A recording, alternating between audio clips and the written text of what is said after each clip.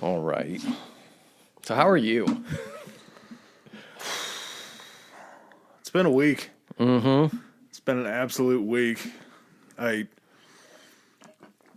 feel like I had some fun things to roll into this week, but I've kind of forgotten about them.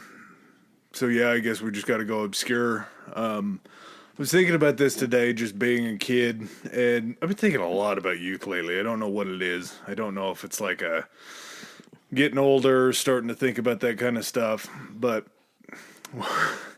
one of the things that I had just kind of heard and was thinking about was there was always an awkward thing that you touched yourself to as a child, like a fairly non-sexual thing. This. I did not see you going describe, but no, I'm glad. Let's do this. This is Yeah. So for me, let's not even warm ourselves up. No. Let's just no. Well, this can be a warm up. We can cut it if it gets weird. I'm assuming. I feel like I don't want to cut this, but regardless of what you say, I feel like I can't cut this now. Yeah.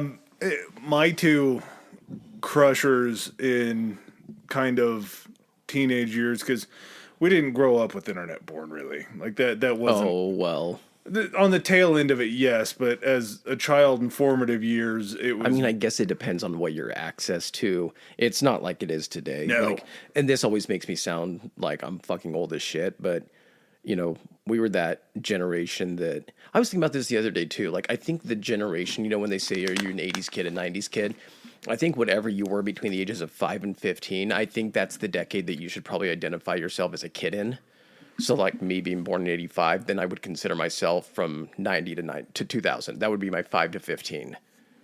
So I think you got essentially half the 90s and you got half the 2000s, right? Yeah. When did you graduate? 2008. So Almost 95 to 2005. My grade school years were in the 90s pretty much, but that was about it. I guess before junior high. So you got the peak, you got the childhood of the peak of the 90s, of the mid to late 90s, and then also like all the like new millennium stuff and everything, like as a kid to kind of see that. I like calling 2000s the aughts. The like they aughts. used to do with the 90s, where it was like aught 6, aught 5. Mine, the two specific ones that come to my mind, one of them is sad just because you didn't realize it back then, but late night material was the Girls Gone Wild preview videos that they would show to try to sell the videos. Oh yeah, good old Joe Francis. Yeah, I'm pretty sure he's in jail and thinking. Oh yeah, that was probably around the mid 2000s when he got caught up in all that shit. And of course, that's like the least surprising thing ever. Oh, You're yeah. Joe Francis was fucking assaulting or like. Oh, I'm not sure what the charges were, but I can pretty much tell you along the lines of what it would be. It's like Ron Jeremy. Like when Ron Jeremy went down and he got arrested, you didn't really have to ask what he did. You just have to ask how many times. Who did he do it to? That's the question. Is like not what he did; it's who he did it to. Mm-hmm. And thinking back on those Girls Gone Wild videos, I might have watched a video or two, but by the time I was like of legal age to get a hold of them, I think it was kind of taboo and out. Just thinking about the infomercials, though, it was like 5 minutes long, and you might have like if what it time was, did those start coming on? Oh, like after midnight, I think. After midnight, and it was always on. It was never. You had to be watching the right channel though too. MTV, so you had to be watching I think, like Comedy Central. Probably Fox. TNT would still do that. Yeah, TNT could have. TNT, TBS would probably do that. USA Network, I would think. If you weren't ready and prepared for that first couple minute, it wasn't just these weren't professionals at them. These were real girls going wild. These could have been the girls that what it did. It set the false expectation that there were more girls going wild than there actually were. Yep. College looked crazy. Oh my god! But the thing is then that set the false expectation that like girls that you knew had this possibility of doing that. But then you completely ignored the fact that like it was everyone. You know what it was? I think what brought him down is there was a bunch of underage shit. Could have been. So it wasn't girls over 18, but that's what it essentially was supposed to be. Like, these girls are college girls going wild, wild, wild. But Yeah, and it also set a complete false expectation of like what you'd be going into for college. There was never going to be like 10 girls at a party that would have their tits out at the party. That wasn't going to happen. No, if you really break it down and think about it as an adult, when you look at that, you're like, man, they were probably out somewhere, Arizona State. They probably had certain schools that were their honeypots. Oh, absolutely. And then it was over the course of shooting for like 2 weeks that they would just go out downtown and try to find someone drunk enough to be like, oh my God, it's not the Girls Gone Wild bus. Here's my tits. Woo! It was like an adult version of TRL. It was just them being like, It was. Woo! And yeah. Instead of holding up signs, they were holding up shirts. Mm-hmm. So that one was very tough because there was no pause back then on live TV. There was no rewind or anything. So you would have to either get yourself in the mood real quick, being a young man. You can just say it. Like, you don't have to plausible. like innuendo it. You had to try to keep yourself at a hardness, at an almost like semi-erect state, aroused state, just on the off chance that this commercial was going to come on.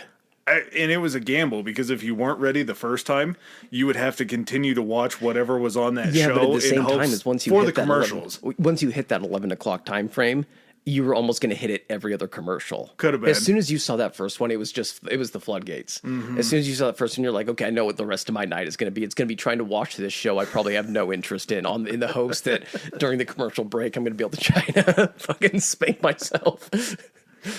That was always a good one. But like I said, it was kind of a wild card. Maybe that was part of the appeal. Yeah, it was, you were... Am I going to be able to? I don't know. It was like trying to disarm a bomb within the 2 minutes and 50 seconds or whatever. Not to mention you're at home. What was your situation like at home watching this stuff? Was the TV in a public area, like common area? You had one in your room. Okay. Which, retrospect, same here. probably not the best idea, but it served its purpose. Yeah. That's the best part about playing video games is if you yell and scream enough in common areas, they'll just buy you a TV to put it in your room. That's true. That way they don't have to listen to you yell. Little did they know that years later that would turn into something completely different. You would be using that privacy for something, totally unrelated. I'm playing video games. My tried and true, though, for the longest time, without having like private access to a computer, I got to thank the guys at Broken Lizard for this because it was a very formative movie and probably why I love it so much. But Super Troopers. Okay, I was trying to go through their library in my head to see which one you were talking about. Okay. When they pull over the Germans and he starts talking about the Autobahn and his wife is playing with her. I could almost tell this scene, but I could explain this scene to a blind man. Oh, yeah. She's got her denim skirt. It's like a denim one piece, and she has the buttons at the bottom, and she's kind of just like rubbing her hands down her thighs. She's bringing it up. She's lifting up the jeans. You can see the panties. Then you also have the breast scene when you get to see her tits. When does he get her out of the car and they're like frisking her on the hood or something? Or when Chandahar brings her back to when they end up going house to try to rebuild or like regroup the team for that final, and they're already at Thorny's house with his wife. Yep, they're having a little group party over there, and she's jumping around talking about wanting a mustache ride. Yeah, I want one. I do. If you fast forward between those two scenes, he's wanting the mustache ride though too because he wants one too. Yeah, well, they're a blast. I mean, I'm sure they're a lot of fun. Never had one, but yeah, those are like in that movie. Those two scenes could really get you there to some places where you wanted to go. I'll tell you what mine was. It was a scene off of the Steven Seagal classic Under Siege. The one where they hijack the USS, what was it? It was the USS Missouri, the battleship, the one that's parked in Pearl Harbor right now. I'm so glad I brought this up. The fact that this is you're tied to Steven Seagal in this way. Unfortunately, yes. He wasn't weird back then. He was just doing bad action movies. He still had the ponytail. But it's the scene where, like, I don't know if it's like the mess hall. They were supposed to use it for like the admiral that's traveling with them, like his retirement party. So they get a stripper, and there's a big cake right in the middle, big fake cake. Well, they drug the stripper, so she passes out, and she doesn't actually like pop out until like Steven Seagal's character is like walking through. He's got like his fucking gun. He's just killed some guys, and all of a sudden like the music hits, and she pops out of the cake, and she's wearing nothing but like essentially like an officer's jacket and a hat, and I wouldn't be surprised if I wore out that tape, just trying to read. That section became grainy because it was just like a 15 to 20-second section. She was just dancing topless, and it would just be like, and rewind that and play, and rewind that and play. You had to get it where you pause a little too long. Back in the old tube TVs, when you'd turn off the TV and you'd still kind of see the image on the screen. That would even happen on like early big screen TVs. Yeah. And the image would be burned in there. You just go to turn off the TV after you're done using it, and you still see her popping out of the cake. You're like, oh no, You gotta wait there till it fades. You gotta turn on the TV to like Sports Center or something like that to try to get that image off the screen. Did you ever almost get caught?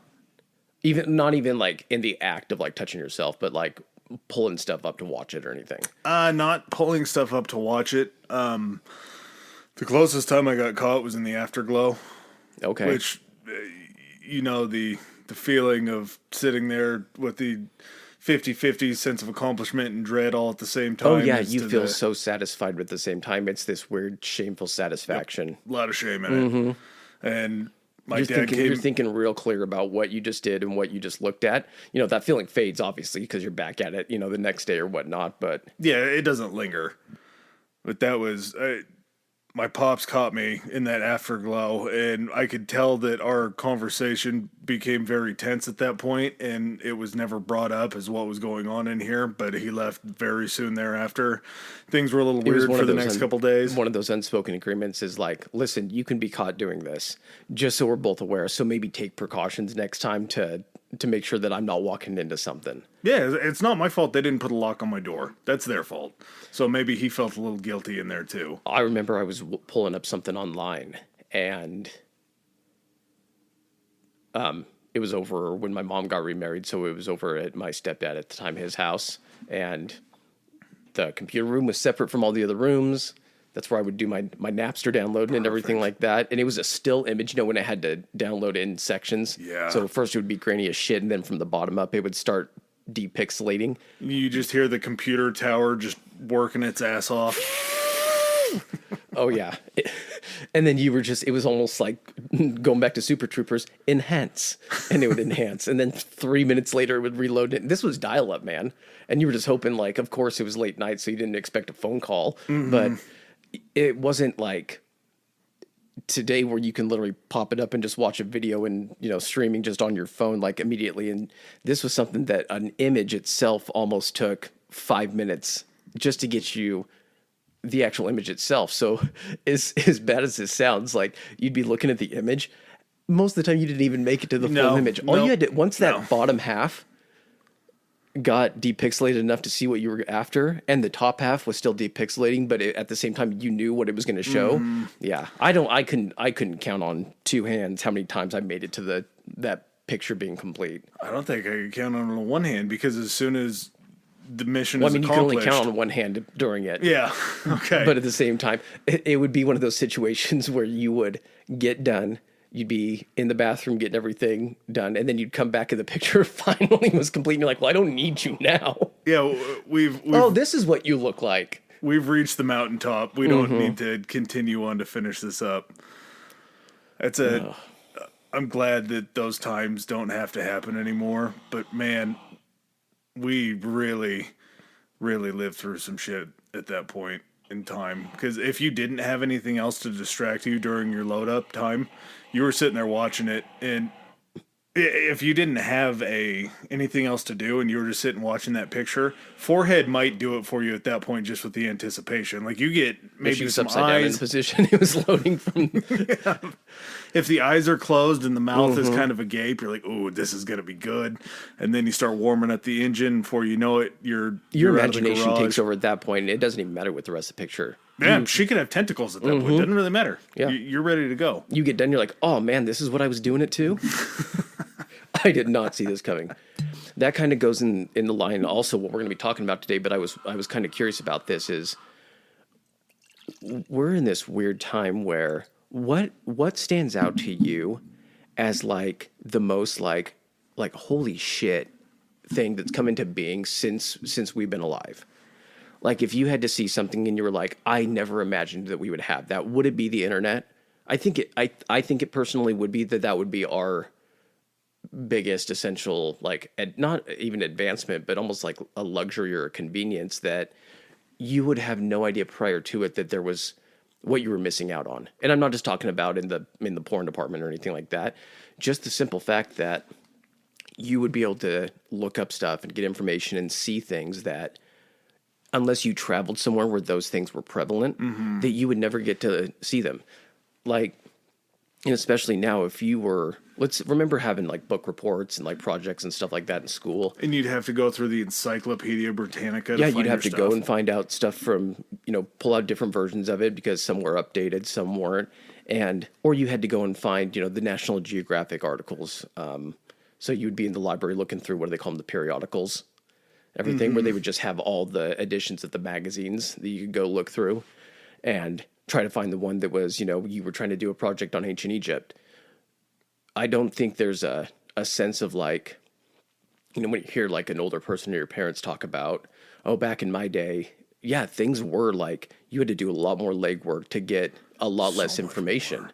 Now we want to look at something and, you would do a project on like the pyramids or some shit like that, and you would just be looking at images, and the only images available to you were what professional photographers or historical photographers or National Geographic had shot of the pyramids. You never got like any pictures of fucking Bob and Judy standing next to the pyramid showing you like, and then you're like, that's how fucking big the blocks are. You never got almost that perspective or anything. When you started seeing images and videos from people being able to show you these things, you're like, oh fuck, like that's amazing. Like I never knew this stuff. And basically what our topic today is exactly that.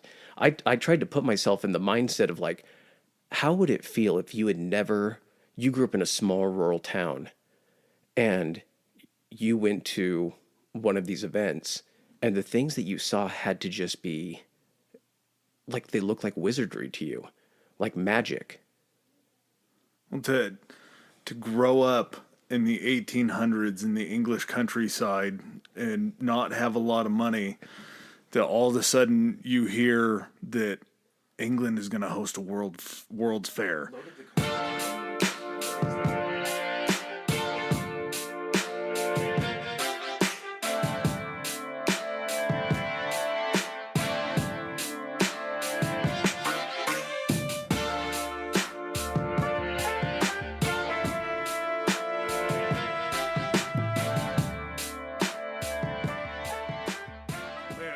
How do you explain that to somebody? And then how do you explain to them, we're going to go inside this convention center that's built of just glass and metal, and it's just a bigger than anything you've seen before. Yeah, there's no way that you can explain the size and sheer magnitude just of that. Like, what's plate glass? Well, let's just jump into it because then it'll kind of explain what we're talking about. So we are talking about essentially the history of the World's Fair. And most people have probably heard the term World's Fair, but most probably don't have an actual knowledge about it, or any information really past like a cursory kind of knowledge. I was watching something and they were doing kind of a like Billy on the Street type poll type, the Jay Leno shit, like where you're just talking to people on the street. Yeah, there's a man on the street bit. Do you know what the World's Fair is? And they're like, yeah, I've heard about it, or I heard my parents talking about it at one point, or I've seen things about it. They're like, is it still going on right now? And this was recent. This was within the 2010s and to now. And most people be like, no, there's no World's Fair going on right now. Well, there have been World's Fairs going on since the inception. Pretty consistently. Yeah, exactly. Consistently. There's just, since we've been participants as far as a country, the United States, being participants, that's why I think most people don't know that these things are still going on.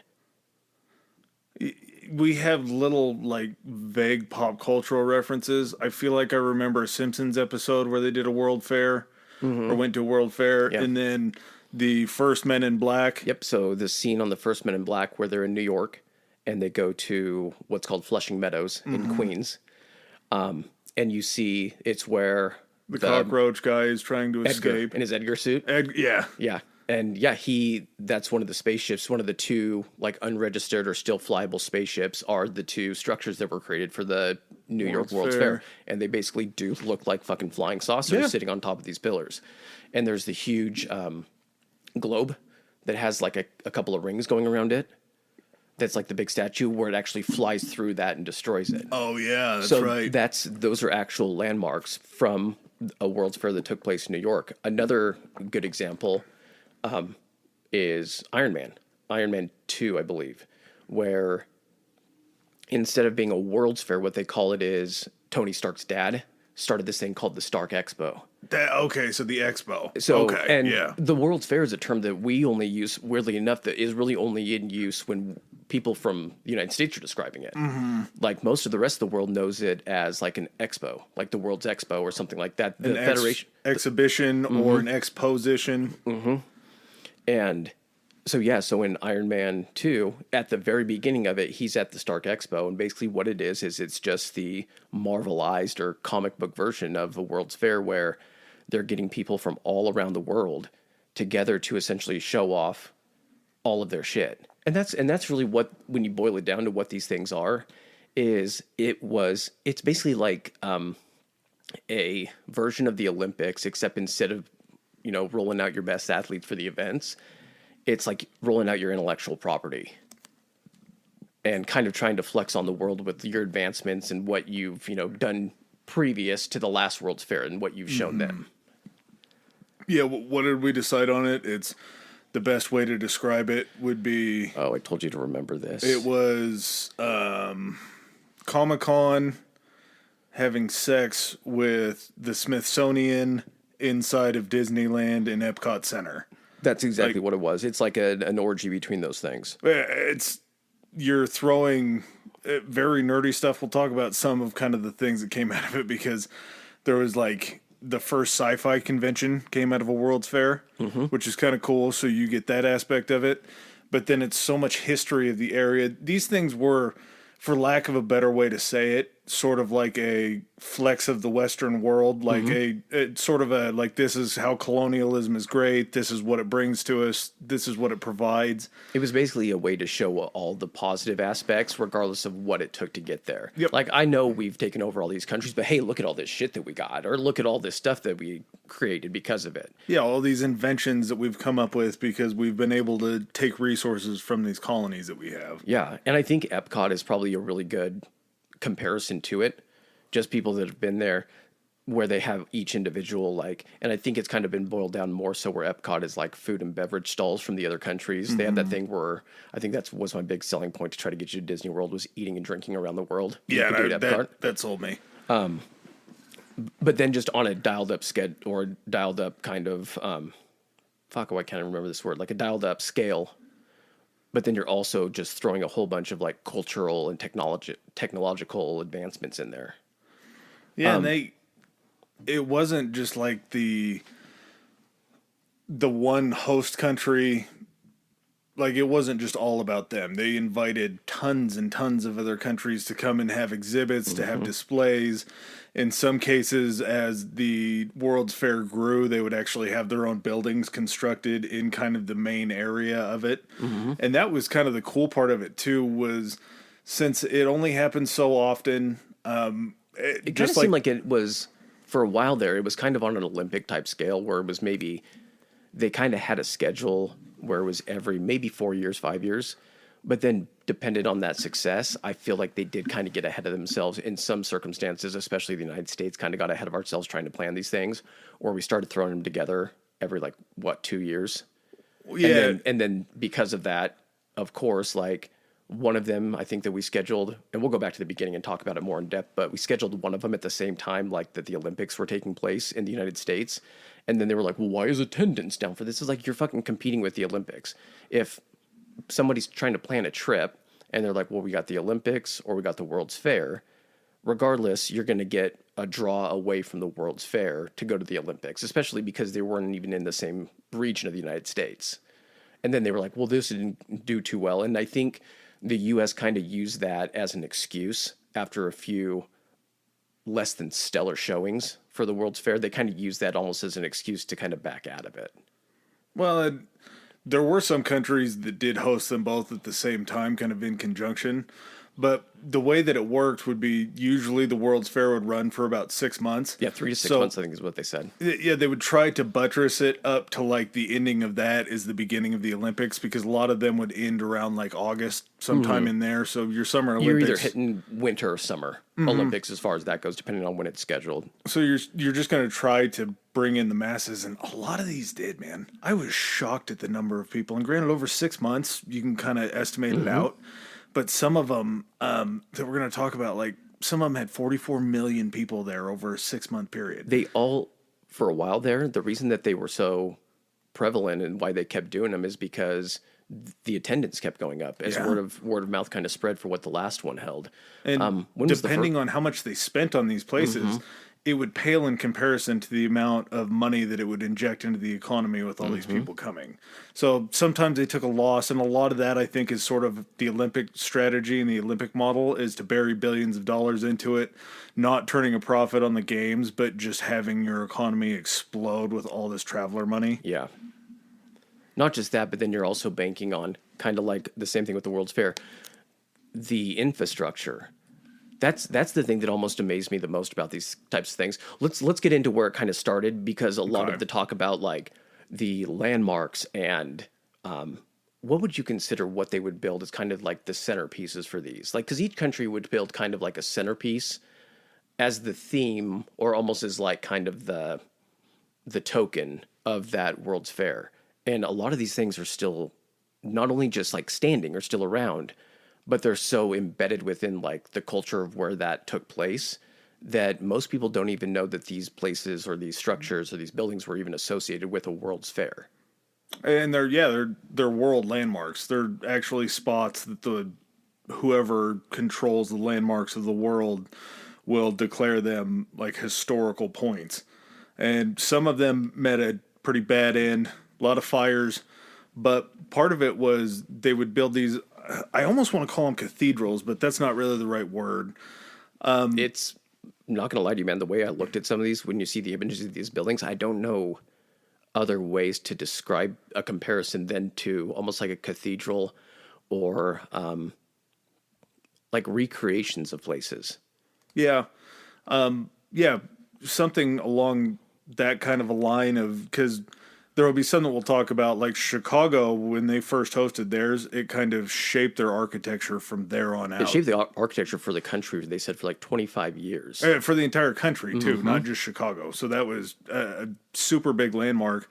But a lot of them could be constructed and then deconstructed if they didn't need them anymore. But we also not only saw kind of the main drag, I would say probably like the main stadium that they use for the opening and closing of the Olympics, like the main pavilion or whatever. Pavilion, yeah, that's the main pavilion.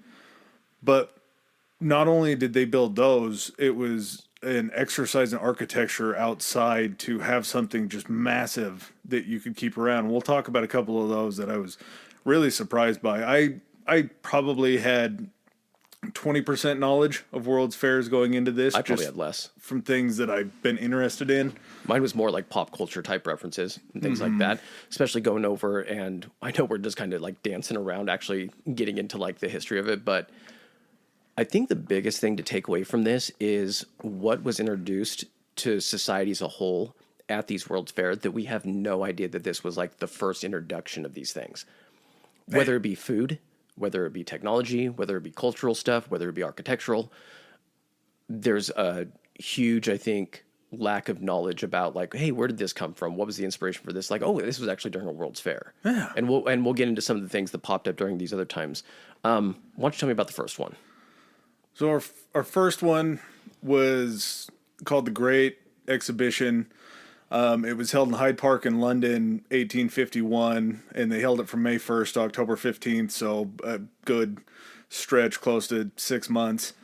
But it was actually England's answer to a French fair that had happened before that was just strictly mainly the French and their colonies.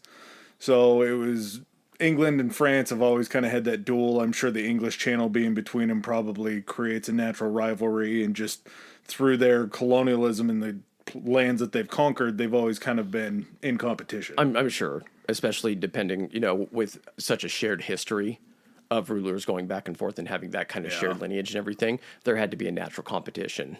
Yeah, and that's basically what London did. When they fired it up, their official name was the Great Exhibition of the Works of Industry of All Nations. I love the fact that each one gets to pick, like, a specific title. Their motto. Yeah, their motto and what it is. Man, so everyone have if you're able to, you're not driving, kind of have your phones out. Just because some of the stuff we're going to describe to you, the imagery of it, I'm not going to do it justice to describe what it is. But if you see these things and then you kind of put yourself in the mindset of when these were created, you can try to get a sense of like how innovative these things were. So the big, centerpiece for London's World's Fair was a place called the Crystal Palace. And sounds whimsical. It does. And when you look at it, basically it looks like, a cross between like what I would imagine, when you see images of like giant train stations or train depots over in like Europe and everything, and there's Like these Union Station in New York. Yeah, exactly. But completely made of nothing but what? Iron and glass. It was an iron frame. And then the big thing was it was plate glass. And I guess plate glass was this new thing. Like people didn't know that you could create floor to ceiling pieces of glass. Yeah, depending on the thickness and the tensile strength of it, you could go bigger and bigger and bigger. And that was kind of when I look at it, to me, it looks like a cross between, like you said, a train station, but then like a geodesic dome home a little bit. Like a greenhouse almost. Yeah, a greenhouse is kind of the perfect thing. And they realized that was a really good deal to have because you didn't have to pay for electricity, which was sort of shoddy back then, but was around. You didn't have to pay for electricity during the day. So at night was the only time you'd have to worry about it, and I'm sure they probably closed down at a decent hour. I'm sure once it got to the point where people couldn't see and there wasn't a lot of light coming into the building, which you could stretch that out for a long ass time because the whole thing is fucking made of glass. Yep. Then you were able to kind of shut down. So I'm sure this wasn't something that was open after hours, but just the simple fact that this was something that people had never seen before, like architecture, like innovation as far as building, like on this scale. Like imagine walking in there and you have windows on your house, but you don't understand. This is still at a time, we know glass and like pottery and all that kind of stuff has been around for a long time, but the invention of, clear glass, and if you're just used to seeing just a window in your house, and then all of a sudden you walk in, you're like, this whole fucking place is made of windows. It's all window. How is this structurally standing? Like there's no wood, there's no nothing. They're like, no, it's just the iron structure holding up all of this glass. Would you be fearful of that too walking in? Would you be like, what if this shit breaks? Like who did this? Like I don't know if I trust this place. Yeah, it's very scary. Yeah, I don't know how I would feel about being the first person to walk in there and being like, okay, this seems structurally sound. Well, and the other really scary part about it was when they were laying the plate glass in there, they didn't really have a solid, firm structure to hold everything together. So there wasn't like silicone really, or like good putty. Yeah, like bonding agents, or the ability to probably I'm sure they probably had a way to like tap holes in glass very carefully. Mm-hmm. But I would imagine when it comes to the roof that a lot of that was gravity based, just like laying plates down and just hoping nothing could move them. I'm sure they were insanely heavy, being like the first development of them. Everything tends to always be heavier. They'd said that when it would rain, they would get certain random leaks, and they would have to send people up there, and they would try to spackle and putty it. So by the end of it, it just looked like it was covered in bird shit beyond the other bird shit, because there was just big spackle marks. Over 6 months of trying to plug these leaks up and everything. And I imagine in England, it probably rains a decent amount, so it was probably raining all the time. Oh, yeah. One of the really cool things that I think sort of came out of this, 44 countries participated. There was over 13,000 exhibits. That seems like a hell of a lot. Or maybe it was 1,300 exhibits. Is it the 990,000 square feet? Was that just the Crystal Palace? Yeah. Just the Crystal Palace itself. 990. That tends to put things in proportion and everything. Like if you have a home and your home's like, well, my home's like 2,000 square feet. You're like, so it's how many of that? And that's fucking crazy. Yeah, you're like 0.25% of even coming close to it. It was 128 feet high too, which 100 feet in the air is really, really high. Well, like you said, when you see it, it almost looks like the middle of it is like a cathedral.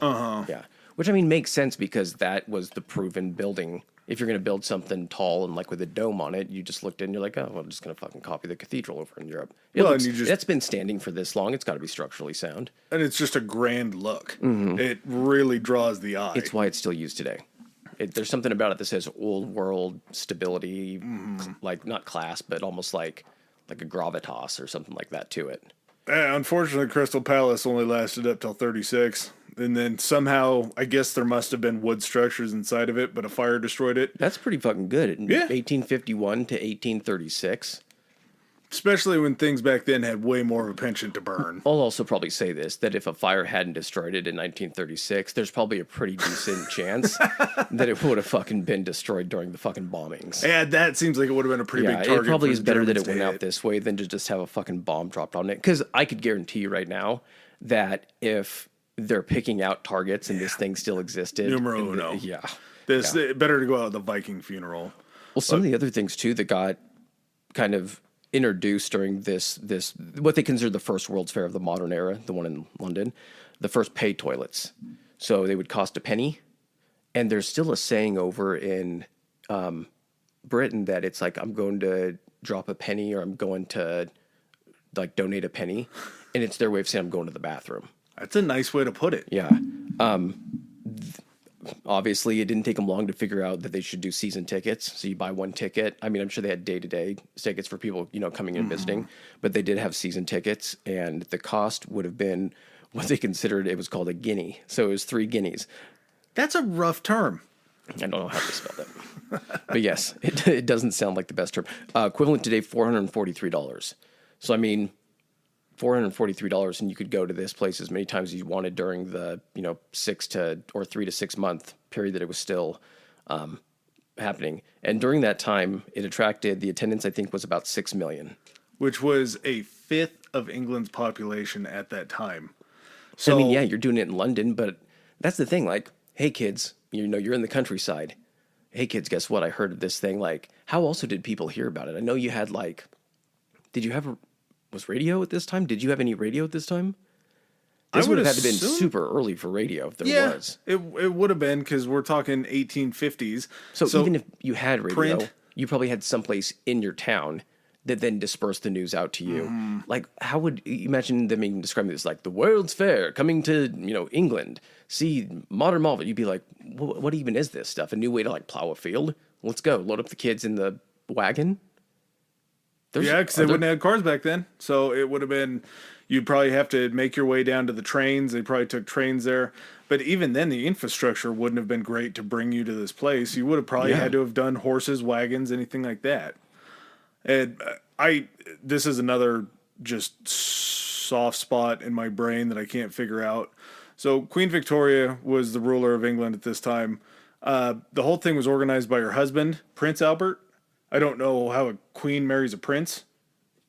Wouldn't he be the king? No, because you could have, they might not have been married. Were they married? Yeah. Oh, I have no idea how that happened then, but I would assume that when you said Queen Victoria and then Prince Albert had been the queen and her son. Like a queen, who was the last one? Was it Elizabeth? Who was the one Queen that Elizabeth. Yeah, and then Prince Charles. That's how I kind of see it, like her kid. But I don't know. Didn't they have the king that died? Didn't she have a husband that was like a walking zombie for a really long time? I think maybe. No, because it's not the one that you marry that takes the crown. It's the one that's hereditarily supposed to take it. That's why it goes from kings to queens. But he wasn't technically. He may have been. That's probably why they do it. He probably never got to be You king. didn't ascend to it. So they were probably married while she was Princess Elizabeth. He was Prince, whatever his name was or whatever. In this situation, if they're married, she was Princess Victoria at some point. He was Prince Albert. Mm-hmm. When she then goes to be queen, there's only one monarch.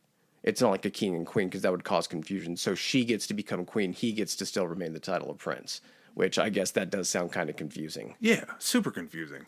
And just to cut the tension in the room, this is where the piercing Prince Albert came from. Was an old story about Prince Albert having a massive hog. He was worried about it. He's worried about his print in his pants. Mm-hmm. So he pierced himself and then put a weight on it so it would keep his hog down so it wouldn't look funny in the pants. That's where the origination of that is supposed to come from. That's supposely where it came from. That's like just a bolt myth. through the dick. Yeah. Good on him. Congratulations for Prince Albert.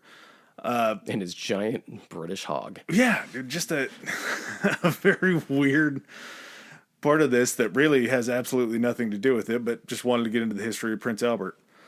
But when they actually, I think, turned a pretty decent profit through this whole entire thing. And it may not have been a super big profit compared to what they put into it, but it just, this lit a fire that traveled pretty much all around the world. We've hit, I think it's been on 5 continents. Yeah, I'm sure it has been. I mean, and it sounded like kind of from the start, at least back and forth for the first three, it was kind of a competition essentially between like the European powers. Yeah. And so, because the next one that came off of this was back into France in 1855, that one had 15. It already went from 6. And of course, it's going to depend on the population of where you're actually from. Out of that 6 million people, I'm willing to bet a large percentage of that 6 million at London's World's Fair were people native to English. Yeah, exactly. And so now it's going to be based upon, Paris itself, I think is where this one took place. I would assume that these are taking place in Paris.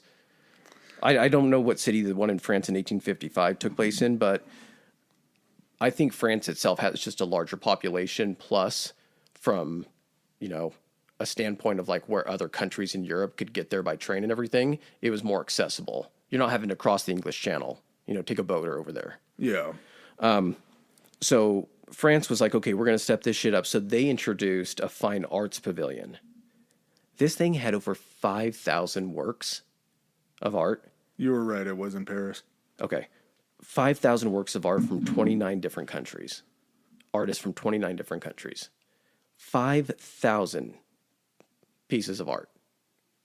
Like, the escalation between what they were going to do. And of course, that's kind of the thing that France was known for, was, what they're still known for today. The Renaissance, all that kind of stuff. Well, no, wait, that was Italy. Wasn't there was a French Renaissance? I'm sure there was. I'm sure there was a lot of art in France. But again, from 29 different countries. And this was, like you were talking about, like if they're breaking even or if they're getting profit off of this, it did lose money. But basically, because of the kind of prominence it placed on France and just the visual of people coming in to, even after the World's Fair, to see stuff from the World's Fair, because some stuff got left up, some stuff got taken down. Mm-hmm. They were like, yeah, it lost money, but the government still sponsored more expos in like 1867, 78, 89, 1900, because every single year the attendance would consistently beat the last one. So like, we're getting more people in this. Well, and it's like we talked about in the beginning. This was just a flex for the country. Mm-hmm. And it wasn't only showing off all your innovations, but it was just bringing people into your country to kind of be immersed in the culture to then carry that back out. And like you said, too, how many, these people that are attending this expo, 15 million attendees. True, there's probably a good portion of these people that lived in a general area around it that came in to see it. But while they're there, they're doing nothing but having to buy food, buy lodging, everything like that. It is like you're saying, it's like a version, a different version of the Olympics that you're not banking on sponsorship or anything like that. You're banking on the boom that you're going to get from everyone buying shit while they're there. The economy is going to go through the roof. Mm-hmm. And it's also probably a pretty good look to secure this, because anybody that's a voter that is working in an industry where you're going to get paid out by that, it's just a huge boom. You're just looking forward to every 4 or 5 years that it comes to your country. You're just like, this guy keeps getting us this World's Fair, these politicians or whoever the government is supporting it. You're like, of course we're going to keep them in office. They're creating this huge, economic boom every few years. Yeah, they wasted a little bit of money. They didn't make their money back, but they made us money. What was the name of the overseeing body that was created? Because it was French. Because I remember the name for the World's Fair internet. It was something about like the Exposition des Nationales des Faits, or it's like some shit like that, like the industry or innovation or some shit. But it was French, and so the governing body actually was a French like department. I can't recall what the name was. Yeah, I think it's letters, but that also stand for words. Yeah, but it's a acronym. Yes. Yeah. The BIE, the Bureau International des Expositions. The Bureau National des Expositions. Yeah, that's headquarters in Paris, France. So French as fuck. The president's name is Choi Jae-chul. That And so sounds basically, Chinese just to think me, it's but- it's the Olympic Committee is what it is. It's the international, the IOC. Is that what it is? Yep. IOC. Yeah, they award them just like they do with the World Cup too. There's a governing body that awards these different sites, and I think they were like nowadays we schedule Olympics out. I want to say like probably 3 or 4 games, so at least Yeah. 12 years. Well, you these have guys to were right just- around like 6.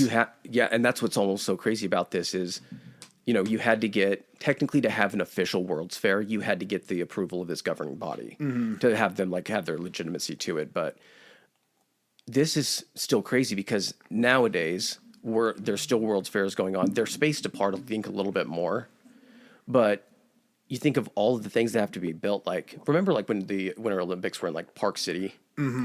And it's like Park City is just this little town that's where they do like Sundance and everything. It's not a huge town, but basically between like Salt Lake and all that stuff, they had to develop all of the Winter Olympic events, all of the luge stuff, bobsledding courses, the ski runs, all that kind of stuff.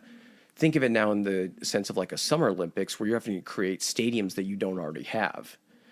And that's why I think a lot of times what we're talking about now, where the Olympics have it, a few games in advance, 10, 12 years, whatever it is, it gives them a chance to kind of build all this stuff up. Well, you're trying to build all this stuff between countries in like 4 or 5 years. And your ability to do these things is nowhere near what it is now. Well, and not only are you building your stuff, the host country essentially, you were in charge of essentially getting the land developed, getting that all ready, building your pavilions.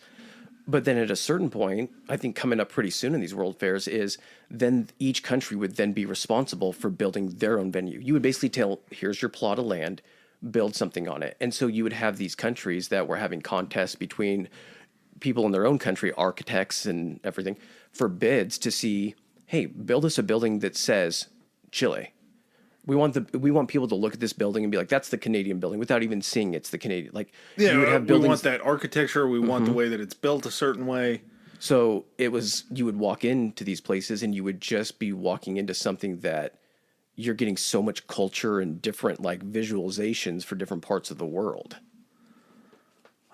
I would say that the first one was definitely a success, but it was, like we were saying, just building blocks, because as soon as they saw the first one, everybody was trying to outdo the next one. It was escalation the entire time. Yeah. And America kind of went a different route, I think, with the namings. We tended to name ours after certain events. Our first one that was held in the U.S. was in Philadelphia, of course, very fitting. 1876. It was the Centennial Exposition. So we had been around. We had been established for 100 years.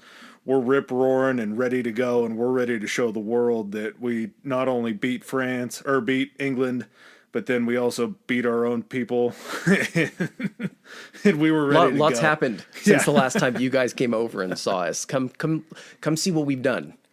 How much in this is going to sound weird.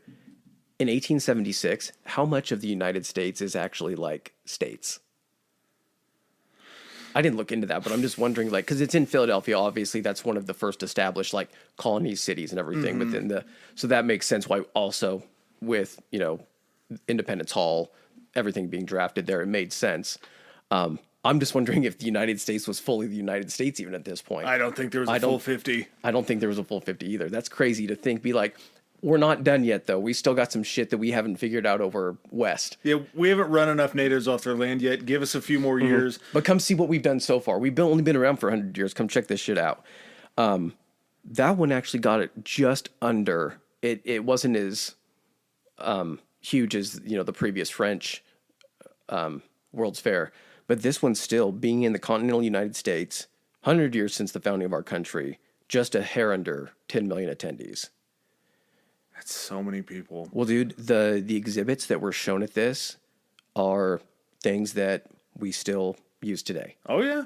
A couple notable ones. Well, we don't use this, but they had the largest steam engine ever built, which was 700 tons. It was called the Corliss engine. 700 tons? 700 tons. Shit. It was the largest steam engine ever built. Probably didn't really move that much. They probably built it on site, I would imagine. 100 foot of tracks just to show it off.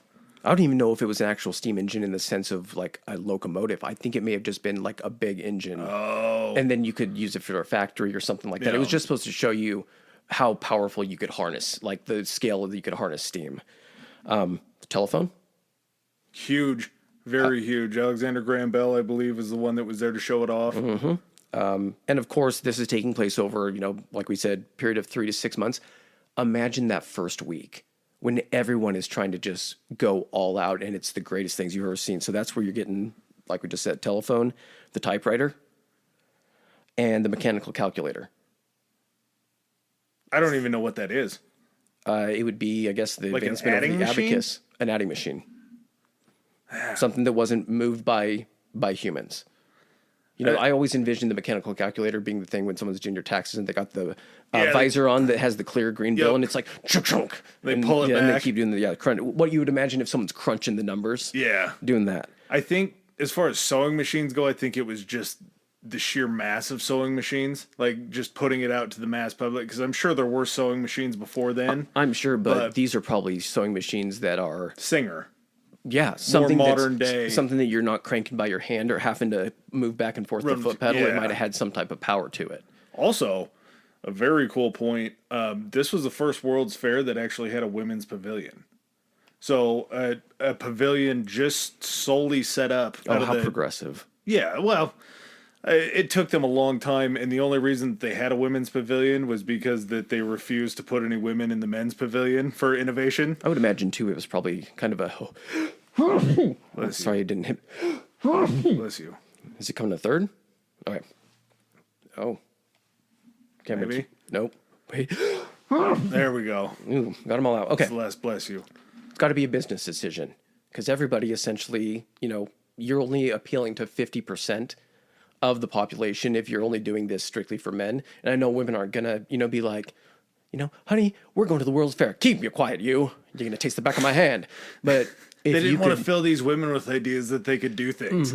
I think it was more so the fact that it was something to where, like, it's the same thing if you're trying to plan a place to go that has some interest for, your significant other. You're trying to be able to sell them on that, being saying like, hey, we're going to go to the World's Fair. I'm going to go see the biggest fucking steam engine. Honey, what's there to do for me? Aw, baby, don't worry. They got a women's pavilion, something just for you, which I'm sure showed all the modern advances in kitchenware and cleaning and all that kind of stuff. So I forgot which one it was, but I think it was over in France. One of them had certain, like an exposition building with like workshops and shit, like dishwashing, laundry. Ooh, a fourth. Dishwashing, laundry, like all this house cleaning stuff. Like they were showing tutorials for women of how to keep a cleaner house.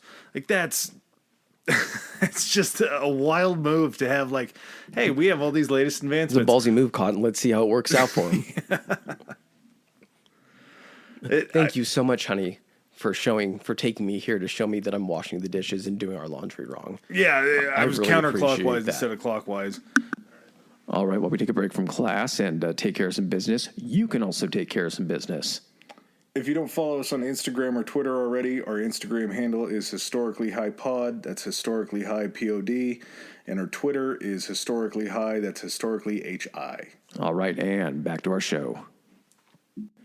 Maybe, let them know exactly how many repetitions to do for the washboard to get you must do a minimum of 20 repetitions on the washboard to get your husband's skid mark squeaky clean.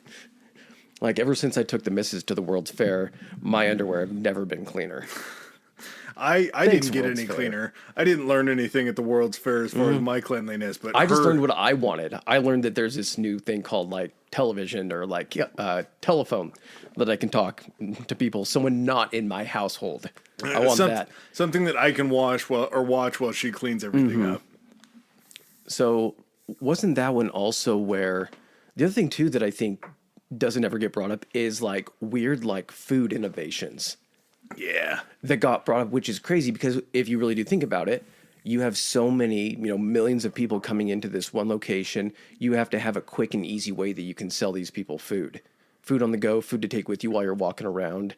Yeah, these were we had fairs before this, like carnivals and shit. Like state fairs. Yeah. Those were also a combination of music. They would have a stage where acts would perform. You then had a little bit of a carnival, but then it was Petting zoo. also a livestock. Yeah. That's what it was. You won blue ribbon in the state fair, that kind of stuff. So we had carnival food, but not to this kind of gigantic thing. Well, because not only, a fair, state fair, you only have the state or the location trying to just come up with what's convenient. And you probably had a ton of like local fare, FARE on that. So like you would have local food. Mm-hmm. So it would be food from the region, or if you're at a state fair in Wisconsin, you're probably going to get some cheese curds, a lot of different like dairy type stuff. You're at a World's Fair, it's innovations that are having to appeal to a whole scope of people. So you're getting a little bit riskier with like your food choices, which is weird to say that maybe like popcorn and ketchup and root beer were risky, but at the same time, like I'm sure these things have been around on a small scale in certain regions or certain parts of the world, but to like introduce somebody to like ketchup or root beer and be like, so what is this? It's made from roots, like in the ground. Yeah, so this country discovered how to go ahead and make this, and isn't root beer just like molasses soda? It's an actual root that comes from the ground that you squeeze the extract from, and then it's just a lot of sugar. Yeah. Which, like, sarsaparilla is kind of the same, so I'm assuming they had a lot of the same stuff. I just always associate sarsaparilla with, like, old Westerns. Yeah. Like, if someone wasn't going into a saloon to get whiskey, it was like a sarsaparilla. Like, I'm driving tonight. I'm driving the horses home tonight. I'll take a sarsaparilla. Root beer. Somebody's got a gun to my head. I can't be drunk. I think that it's kind of, I assume that a ketchup had to have been American, just because it's tomatoes that we just throw a shitload of sugar in. I feel like it's a bastardized version of tomato sauce. Yeah. Like, this was we didn't want to go through the work of making like actual tomato sauce with all of like the oregano and all that kind of stuff. And we're like, how can we just make this to squirt it on shit? Sugar, garlic, onion powder. Bingo. That's all you got to put in there to make it just delicious. Do you think that they also, because I think they also use ketchup to use for like a substitute for pasta, like tomato sauce, before they even tried to use it more like as a condiment? I'm sure that I think, like you're talking about, I think redneck people still do that. It's probably cheaper to make than tomatoes. It was more processed, more filler in it and everything. This was a Jeff Foxworthy marinara sauce. Oh, definitely. Yes. Yes. I know the next one you want to jump to is the Colombian, which is a weird name because that's misleading to where it actually was. Before that one, this was 1889, so 13 years after the one in Philadelphia. That was where Paris actually unveiled the Eiffel Tower as their like centerpiece for the World's Fair. That's fucking crazy. Hey, you don't ever think that was built for anything but just like French pride, and it was quintessential Parisian, if not French landmark. It's the one place you want to go see when you go to France. If you showed someone the Eiffel Tower, where is this? Fucking France. Yep. And then Paris. But have you seen like scale? Like when you see the Eiffel Tower, you think it almost is kind of small the way you're looking at it. And then you get a scale picture of someone standing next to one of the legs. And you're like, oh, fuck. Like, that's fucking huge. Yeah. I would say probably even still the World Trade Center's paled in comparison, or just a gigantic high-rise building. I think probably the closest thing that you could get to it, and I'm pretty sure that the Burj is taller, but the Burj Khalifa, just seeing pictures of it by scale, it's like, there's no way that this is real. Yeah. And the Eiffel Tower, even today, seems like a feat of engineering that's incredible, but 1889? Yeah. And think of how long it took to build that. Yeah, dude. And granted, it's just a structure and a skeleton, but that was the World's Fair that they introduced the first ever, like, passenger elevator. Yeah. But still, it's so iconic. Huge. Like, it's not only just, if you really boil it down, yes, it seems like a pretty simplistic thing to build. It's just like, it's basically scaffolding. And it's just in a certain shape, but you look at it and you're like, someone had to make that shape and then, decide where to build it and everything. And then it's now just this if not, it's top 10 most iconic. If you show someone an image, it would be one of the most known ones for somebody to name. It would probably be one of the new wonders of the world. I think it probably is on one of those lists. Has to be. Yeah. So that's owed to the World's Fair. Yeah, a direct result of just France flexing their architectural prowess on a world stage. All right, so moving on to 1893. So 4 years later, France has just fucking blown the doors off with the Eiffel Tower. I'm sure it wasn't just the Eiffel Tower. That's what still stands today, and I'm sure other buildings do, but that's what you think of. but I'm sure France blew the doors off every other way. Art, culture, all that kind of stuff. So 1893 rolls around, Chicago gets the call, and it's so weird. The World's Columbian Exposition, but it wasn't Columbian in the sense of the country of Colombia. Yeah. It's such fucking weird naming. It's it's to celebrate the 400th anniversary of fucking Columbus finding America. Which seems so... Well, I get he discovered America. We can go back and forth all day on if he discovered America or if he discovered... He discovered a previously already settled. Regardless of what you want to consider settled, there was an indigenous population. He simply it's not, yeah, that's a weird term to say. You didn't discover something. You found something you didn't know was there already, but other people knew it was there. Well, yeah, and I want to say he didn't even hit the continent. Didn't No, he hit like the somewhere down in Virgin Islands? Yeah, it was down in, wasn't it Caribbean? Yeah.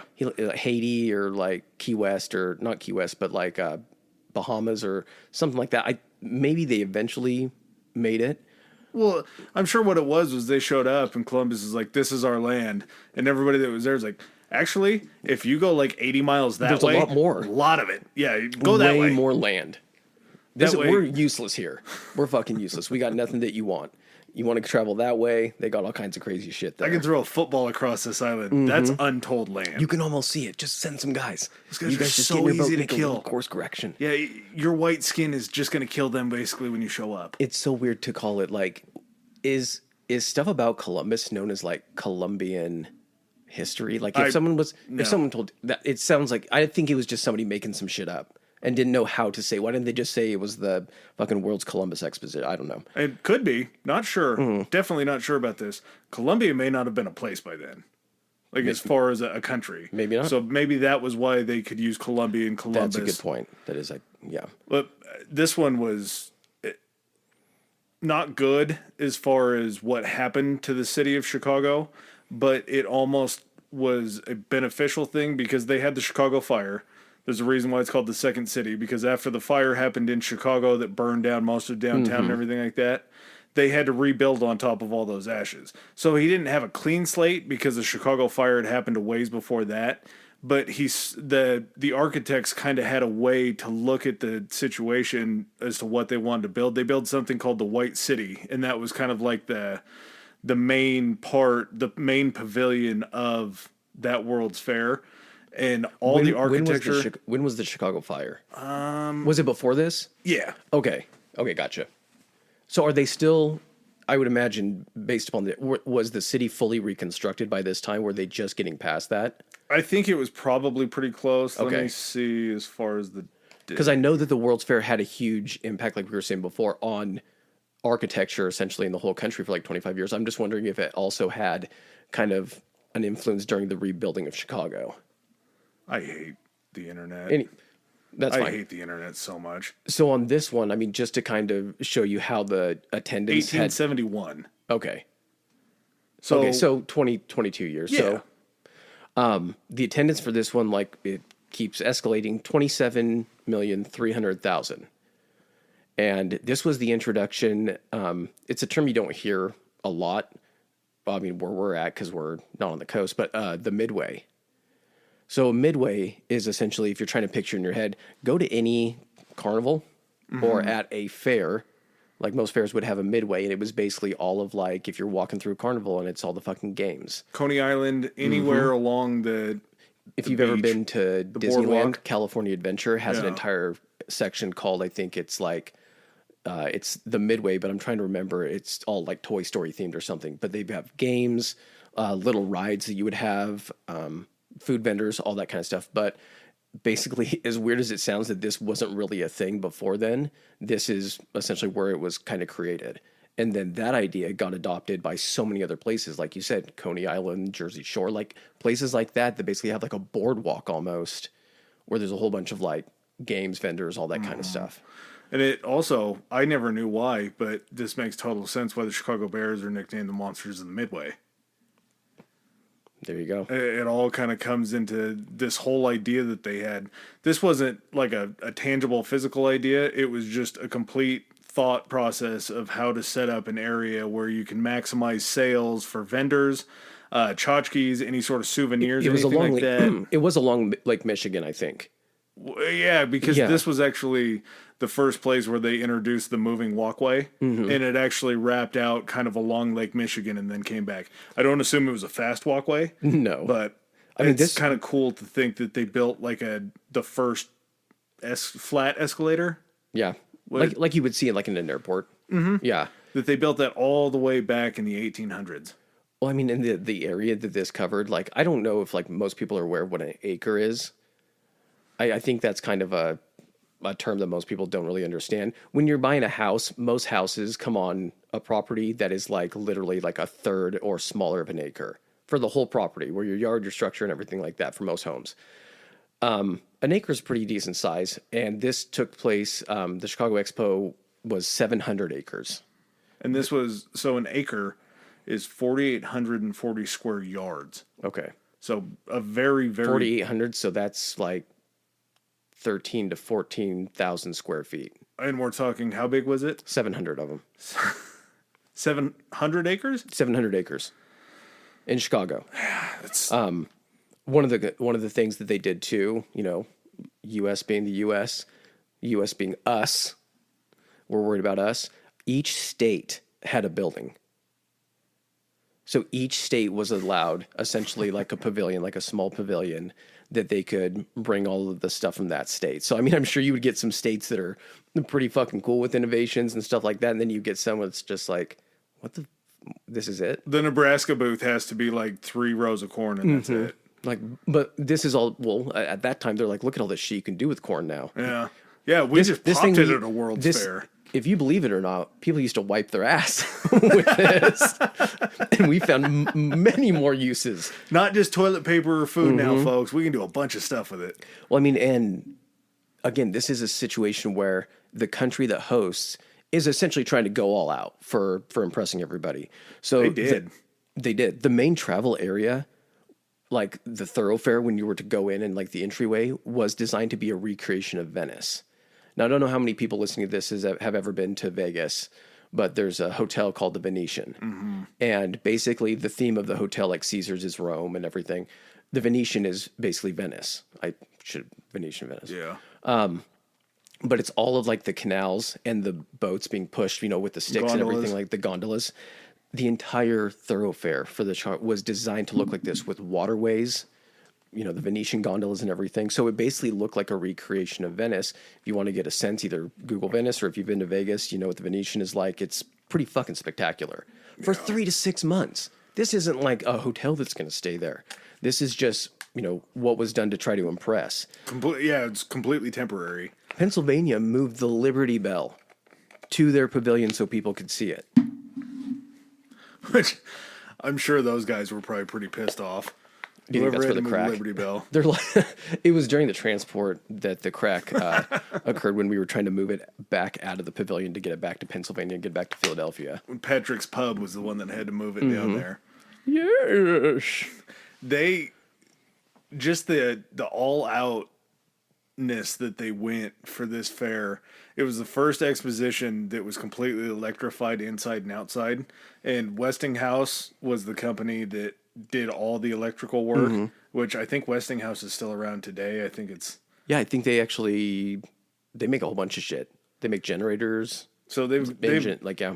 lived through this, and they undercut a lot of different companies, but they used DC current to do it. Westinghouse was the ones that kind of came up with DC current, so they were able to beat out AC current and use DC current for the whole entire thing.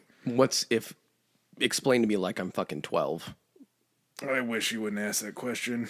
What's the difference? I know alternating current and then direct current. Yeah, I think is Okay. what it is. So is direct current, I would assume, based upon the name, would be a more reliable source because it's direct and not alternating. But I know that that's not actually the case. It's something to do with the way that the volts and the amps and stuff like that go. Look, we're not did electricians. DC? So basically, are you saying the DC had an advantage over AC technologically? It I guess okay, won so out. it was an advancement, is what you're trying to say. Okay. It won the day.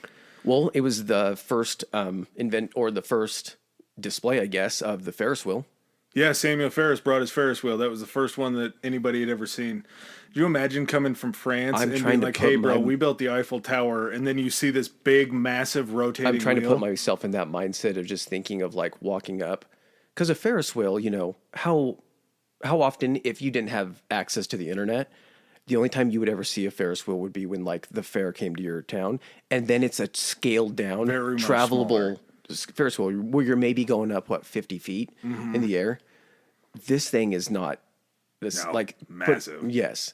And imagine being the first time you're walking, you're like, what the fuck is this thing? Like, yeah, you just get in these little baskets and we just take you all the way to the top and we take you around. Be like, fuck no. I'm going to fall out. What's going to Yeah. happen? The basket's just going to keep going out and out and out. and I'm it's gonna be die. upside. I'm gonna be turned upside down. No, due to the bearings. You're like, the fuck is a bearing? Like, it keeps you level. How does it keep me level? Just trust us. Just get on. Just watch it for 10 minutes. Do you see these people already riding it? Yeah. I wonder how many times it would have to be daily because you're getting new people in all the time. The first batch of people getting into the fair, going up to that Ferris wheel and just staring at it, and the guy being like, "Do you want to see someone ride it? One of our people ride it to know that you can get on it." And fucking Jerry, wake fuck up, get on the Ferris wheel. He's like, "Oh, okay." He just sits in there and goes all the way around. Are you guys satisfied? Jerry's fine. The other thing that just came to me is how many people do you think found out that day that they had a fear of heights when they went on the Ferris wheel? Every for the single first fucking time? one of them. Yeah, dude, there's no way that you would have been able to quantify in your mind how high up in the air you were Unless until you you were were on a Ferris used wheel. to working in a high, like what you would consider a high rise at that time, or you were, fuck, I don't even That know. couldn't have been more than like 10 stories, though. I know. I'm just trying to think what would be a situation when someone would be in a man-made object that there's a big difference between being 150 feet in the air on a hill because it's solid completely underneath you and being on something that is made of fucking scaffolding, like a metal structure that was made by people, and you're just peering over the edge and you're like, I can't explain how this works, and yet I'm fucking sitting in this bucket riding on it. Like, I wouldn't have, you get to the top. This was probably the advent of like motion sickness, man. Yeah, Can you it could have imagine been, how many too. people figured out that they got even any motion going in a circle? If you hadn't people been on a thrown up. boat or anything like that beforehand. Yeah, dude, that's... I just thought It was the that introduction of the fucking puke bucket. that fear just had to have come into existence. We had to have learned about the fear of heights from Samuel Ferris's Ferris wheel. I'm guessing it probably had a pretty. Another thing that they hit on that I just kind of in passing was really interesting was this was the first parliament of the world's religions. So this was the first time that they ever had a gathering of all the world religions in one place. Like the major ones, right? There was a lot. It wasn't just like Hinduism, Buddhism, all that kind of stuff. All the stuff from the East coming and meeting there. I think So there had he been alive earlier, would our boy Anton LaVey be I wish here? I hope he would have got that. Okay, got the nod. Yeah, he would have been Got in. the signal to come out of the bullpen. But it was basically like Protestant Christians trying to flex that their religion created all of the major innovations and like raised humanity up. You're describing a religious Royal Rumble right now. That's basically what it was. God, that would be nice. So this dude, he was a Presbyterian leader of the church, something like that. Gets up, says that all of man's advancement, as far as like through thought and everything, was fostered by the Christian religion. And All of this. So Yeah. he's basically saying, not just in this religious pavilion, everything that you walk out and see, all of it, due to us. it's just the biggest slap in the face to anybody that's not a Christian. There was a Hindu guy that got up and just completely owned the day. He gets up and he goes, one tough thing that I have with the Christian religion is you guys focus on making sure that people are good after they die. Why is Christianity not focused on the quality of life while they're alive? Well, the thought process, I think, is it's, if you're good while you're alive, you get to reap the benefits when you die. Yeah, but as far as like world hunger, all those different things. Yeah, that you're they not just don't- so focused on yourself and like what you're doing inside your little insular bubble. The other thing too that I'm guessing that he could have stood up and said is like, why don't you guys maybe focus on something where someone just can't pop in right when they're about to die and be like, oh yeah, I'm really sorry about all the shit I did. I can go to heaven now. Yeah, we'll do an episode on Mother Teresa. She's Yeah. got a body count that's incredible. So in addition to that, and we're going to see this kind of throughout the course of these World's Fair, what new foods were introduced? A brownie, which seems odd that it took them that long, because I'm sure that France had something like a brownie. I don't remember the first time I had a brownie as a child, but I have given my child a brownie, and I assume that the reaction is probably similar to mine when I was a child. Imagine getting that as an adult. Yeah. Like never, and I mean, you probably had chocolate before, but it was probably kind of scarce depending on where you lived and everything.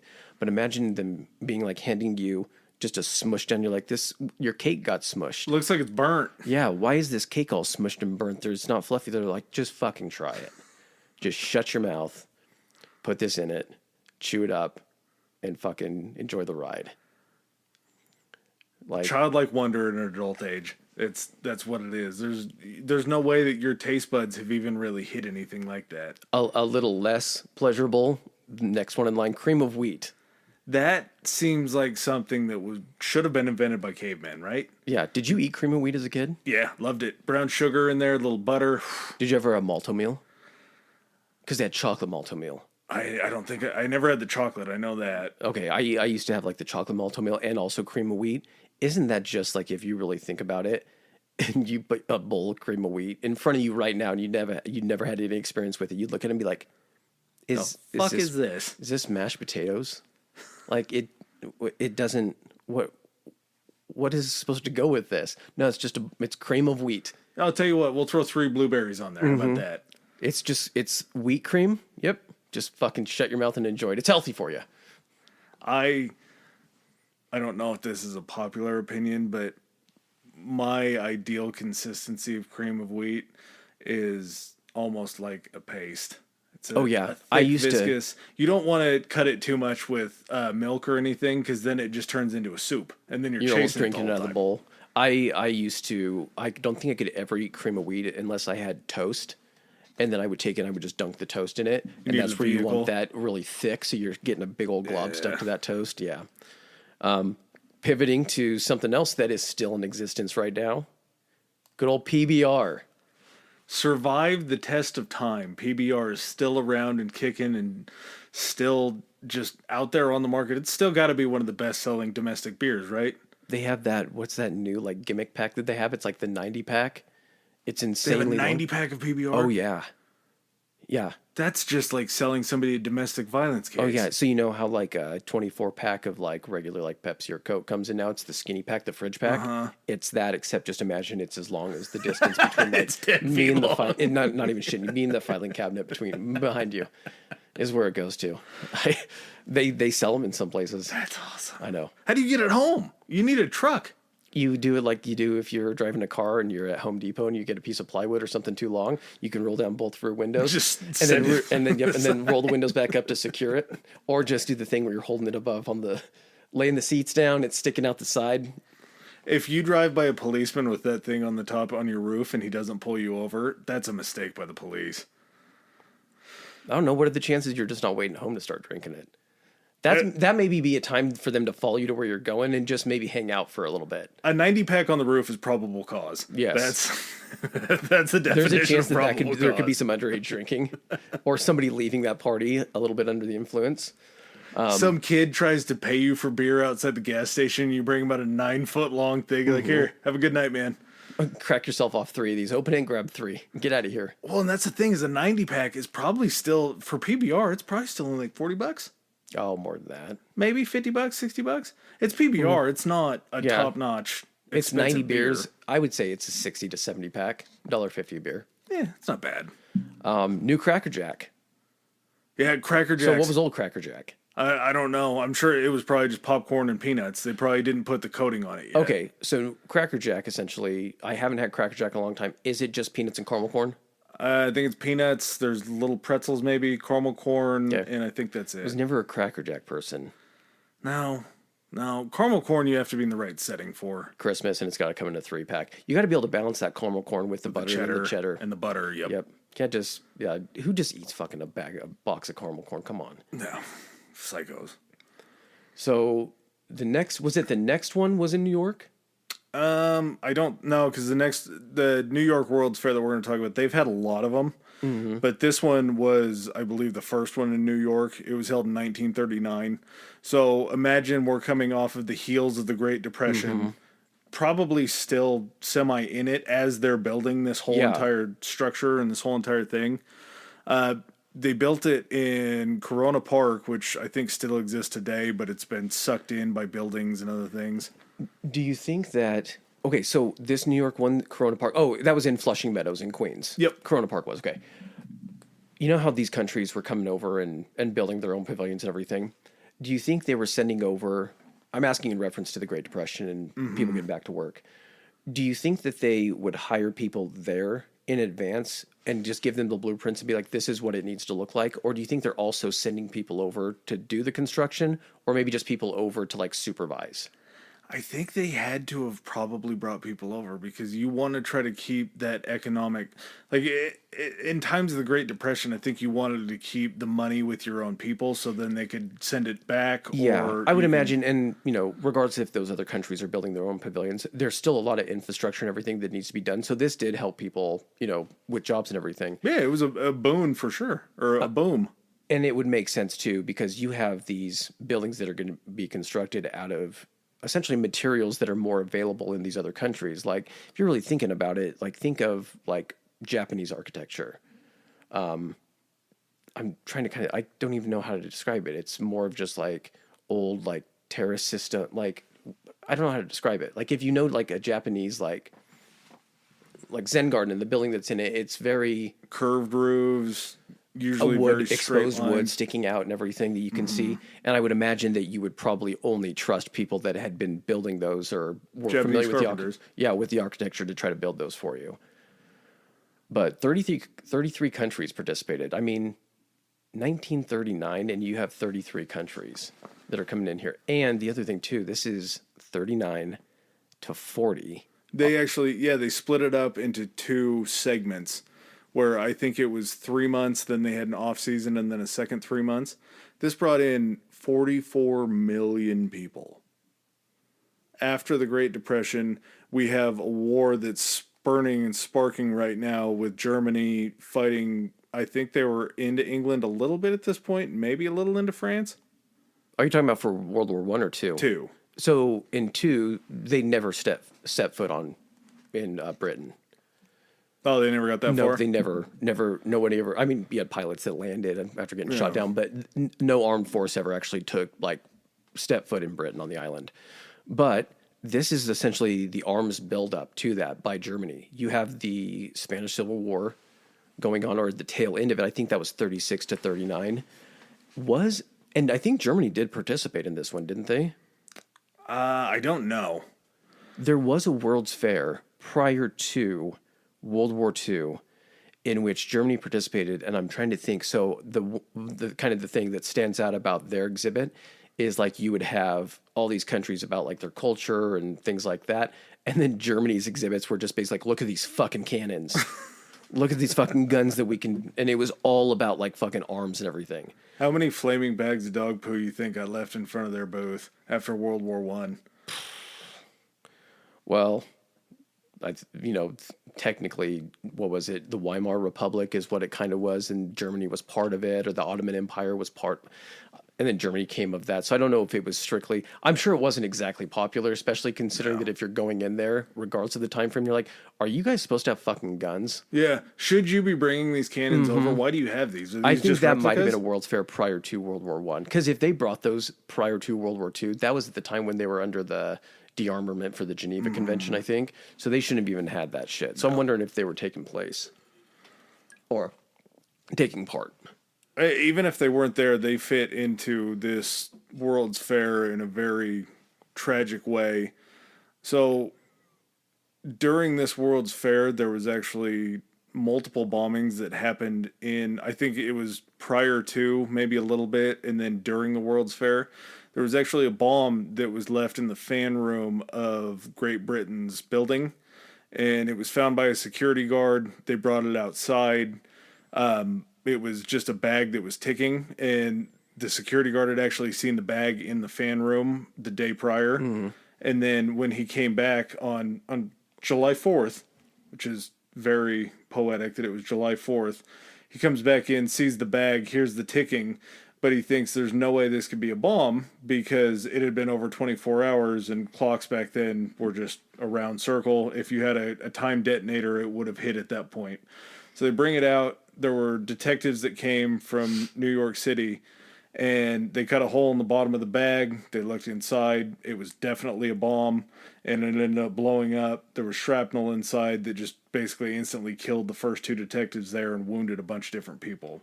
So had that not gone off where it did because they brought it outside the pavilion, it would have smoked a bunch of people inside that building. And That's so crazy to think at this time when you're thinking of like a bomb. I just imagine fucking Looney Tunes, the fucking dynamite wrapped up with a fucking alarm clock strapped to it.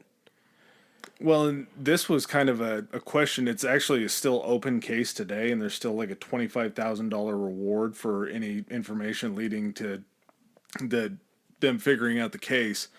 But the conspiracies behind it are the weeks that followed. There was a security guard that was in there, and he actually thought that he had found a second bomb, but it was a Nazi flag that had been left crumpled up inside the building. So there were questions. Great Britain and Germany were in conflict at this point. Yeah. So was this a shot at them? Or could this have been, since it was found in Britain's building and everybody that worked that building were all British citizens? Is there a chance that this was Churchill's kind of way of trying to get America into the war to try to protect them? So to this day, we don't know. And it's a conspiracy that I had just found out about this doing this research, which is wildly interesting. I'm going to have to look more into. But just kind of an interesting way that the first fair that happened in New York happened in such just a time frame of the world where it was another kind of step forward into knowing that we were going to have to intervene in this war. Yeah. Kind of jumping back real quick because I just actually saw an image of it. I don't think we did this whole Ferris wheel thing justice for when it was actually created. It's not a Ferris wheel like we know it. The thing, so instead of like a cart, like circular cart that you're normally, or just like a little cage that you would ride in, these There were things, benches, weren't they? they looked like, like in San Francisco, the streetcars that have all the windows and everything, not the ones you could just like jump on or they're all open. It looks like they took a bunch of those and it was holding them sideways. They said this thing, just to kind of give some scope to it, it was a 260-foot wheel. It held 36 of these cars. It could hold over 2,000 people at one time and operate. That's too many people. That's fucking crazy. That's a lot of weight. How do you fucking test that? How do you be one of those 2,000 fucking, like, at what point do you have 2,000 people that you're testing that before you bring it up and set up? They're like, should we keep adding people? Yeah, let's keep adding people. And then as soon as you hear the steel, like, 2,000 people it is, or just a hair over 2,000. I mean, at that point, too, it's like, is it kind of like what you're talking about with the thing that happened in New York and the kind of conspiracy behind it? Yeah, is it someone, because again, you have all these people from different countries, whether they're in conflict or not in conflict, those individuals, you still have representatives. Kind of like how, weren't the Olympics in Berlin sometime leading up to World War II? Mm-hmm. And that's where essentially America dominated because we had a bunch of black guys. And that's why fucking Hitler was pissed off about it. We figured out that Jesse Owens can run really, really fast. But so up until it wouldn't really be surprising if Germany was taking place as part of this because they were even part of the Olympics leading up to the reign of the Nazi Party. But yeah, it does kind of raise an interesting fact. Like, was it planted there to try to kind of create sympathy for Britain to kind of blame it on Germany? Or was it there was there a target in mind? Was there supposed to be somebody there that they were trying to take out? Or was it just supposed to be a terror attack? Or was it even somebody that wanted to see these two countries in an escalated conflict? Like, there's so many different ways that this could happen. It's not like bomb making was like it is today, which, I don't know how to make a fucking bomb, but I'm pretty sure if I really looked online about it, I'd probably get fucking found out before I did. Yeah. But what I'm saying is you could find out through various channels, a common person knows how to make a bomb. That's why we have fucking pipe bombs that go off and get found. But for someone to have the knowledge to make an explosive device like this, that definitely says to me that that person is militarily trained. Could have been. Or in the Absolutely. military or some type of military operation. Just the timing of it and what resources were available. Joe Schmo didn't know how to fucking look up and how to build a bomb.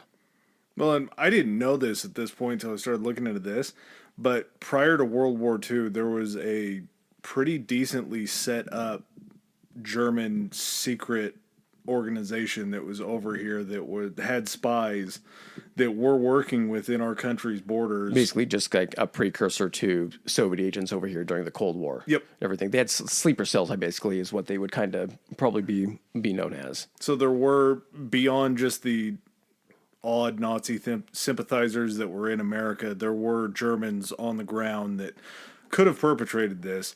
But thinking about it at the same time too, if all of the people that worked inside the British Expo building that they had were all English, there's a chance that that could have been brought over and that could have been something to try to garner sympathy. Yeah. Because when the police department was looking into it, they had to go through Great Britain to figure out who they had to ask for permission to interview people. And there were certain people that worked in the building that they said that they couldn't interview. Yeah. So that kind of begs the question, why can't you interview these people? What are they over here for? I mean, if you really think about it, you're trying to avoid another world war when you just got out of one and you know you're going to bear the brunt of it again. You probably would get kind of desperate to try to garner some sympathy there. This was actually also the first introduction for the World Science Convention that was held at the fair. Yeah, the science fiction convention. Oh, okay. So this was a science fiction convention that was held, so kind of like the first Comic-Con, maybe. I kind of almost see it more so, if you're going to say science fiction, almost more of like the world of tomorrow, and like watching an early version of the Jetsons. Like as a kid, you would see, when you always see like mock-ups of like what they imagine society, when you ask someone in like the 40s or the early 1900s what society was going to be like, and they're like, there'll be flying cars and a robot butler in every house. And you're like, yeah, that seems totally feasible. I mean, we just invented the steam engine. How are we not going to have fucking robot butlers in the house in the next 100 years or whatever?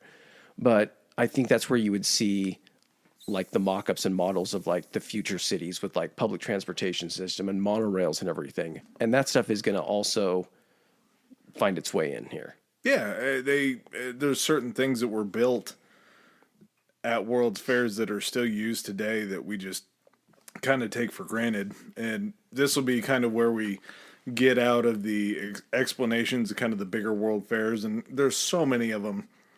Just the sheer amount of these things that happened and all these innovations. So in order to just kind of save time and go over some of the fun stuff, we're going to go over some of just the good, the bad things that happened, and then two ironic things that I don't know if you saw, but were just very funny to me. Mm-hmm. Did you, before we get into the good, because I don't know if I saw it written up there, so they had one in Tennessee. Mm-hmm. Have you ever seen the Parthenon in Tennessee? Did you see that when you were looking stuff up? No. Okay. There is a full-to-scale recreation of the Parthenon in Tennessee. Where? Like Nashville? I'm not sure if it's wherever the World's Fair took place, because it was built for the World's Fair. It is a 2-scale recreation of the Parthenon, and it is the only reason I actually know about it, aside from hearing about it here, is because have you ever heard of the movie Percy Jackson? It was like a young adult novel and everything, but basically it's the premise is that you have the Greek gods are still real, the Olympian gods, and they basically, it's a Hercules type. They have demigods and the kids and everything. Okay. They have to travel to this place in Tennessee, and it says the Parthenon. There's a fucking Parthenon to scale. It looks like someone just plucked something out of Rome and just popped it down in the middle of fucking Tennessee. That's crazy. Yeah, and it's got like a recreation of the actual statue of Athena within it's plaster, of course, it's not marble, but I think the outside is actually created however they created it in Rome or Athens or wherever it is. Tennessee's the bottom half of the guesses that I would say if there was a Parthenon built in the United States. Like yeah, no kidding, right? It only beats out like Alabama, Kentucky, Mississippi, pretty much anywhere in the South. That's nuts. I didn't know that. Tennessee, the Expo in Tennessee actually plays kind of a fun role in this one because it was where was it? That's just sitting in the middle of Tennessee. Oh, dude, that's awesome. That's crazy. Yeah. They were, I want to say, and correct me if I'm wrong, look up the date when that one was in Tennessee. Let's see. But it was, I didn't know any of this existed back in these days because it was so long ago. And this is where we're going to get into like the technology that was shown at such an early time. 82. 82? So it's not exactly old. Old for what we're going to talk about because 82, where was it? Oh. Are you looking at like what yeah, okay. So the first touchscreen was introduced in 1982 in Tennessee at the World's Fair. Mm-hmm. A touchscreen. Yeah. In the 80s. That's what's fucking crazy. That blows my mind. Yeah. And we're starting late. Like the stuff we're going to go back to and talk about, like basically we're just going to go ahead and kind of give you the year of a World's Fair and almost like something that really stands out that was actually, presented there and anything. There was, before we get into that, so I think the reason, kind of touching on something we talked about earlier, the reason that a lot of like people in our country don't even understand that there still is a World's Fair going on is I want to say it was obviously after the one in Tennessee, so after 82. Uh-huh. I want to say right after that, it coincided with the Olympics in Los Angeles. So I'm not sure what Olympics that was. That might have been late 80s, early 90s. I remember because the Coliseum was used for all the track events and everything where USC played, right? Yeah. They had one in New Orleans, and that hosted a World's Fair, and I think that one was just done so horribly. And what ended up happening is that the way it was planned, they didn't have enough funding. They got everything built. They had people working there. And then all of a sudden, employee checks started to bounce, and they couldn't pay people that were working there to keep it going. The government had to actually step in and subsidize everything and pay everybody and pay for the rest of it. And then at that point, there was this hard ass that had been kind of lobbying against the participation in the World's Fair because they felt it wasn't a good use of United States funds.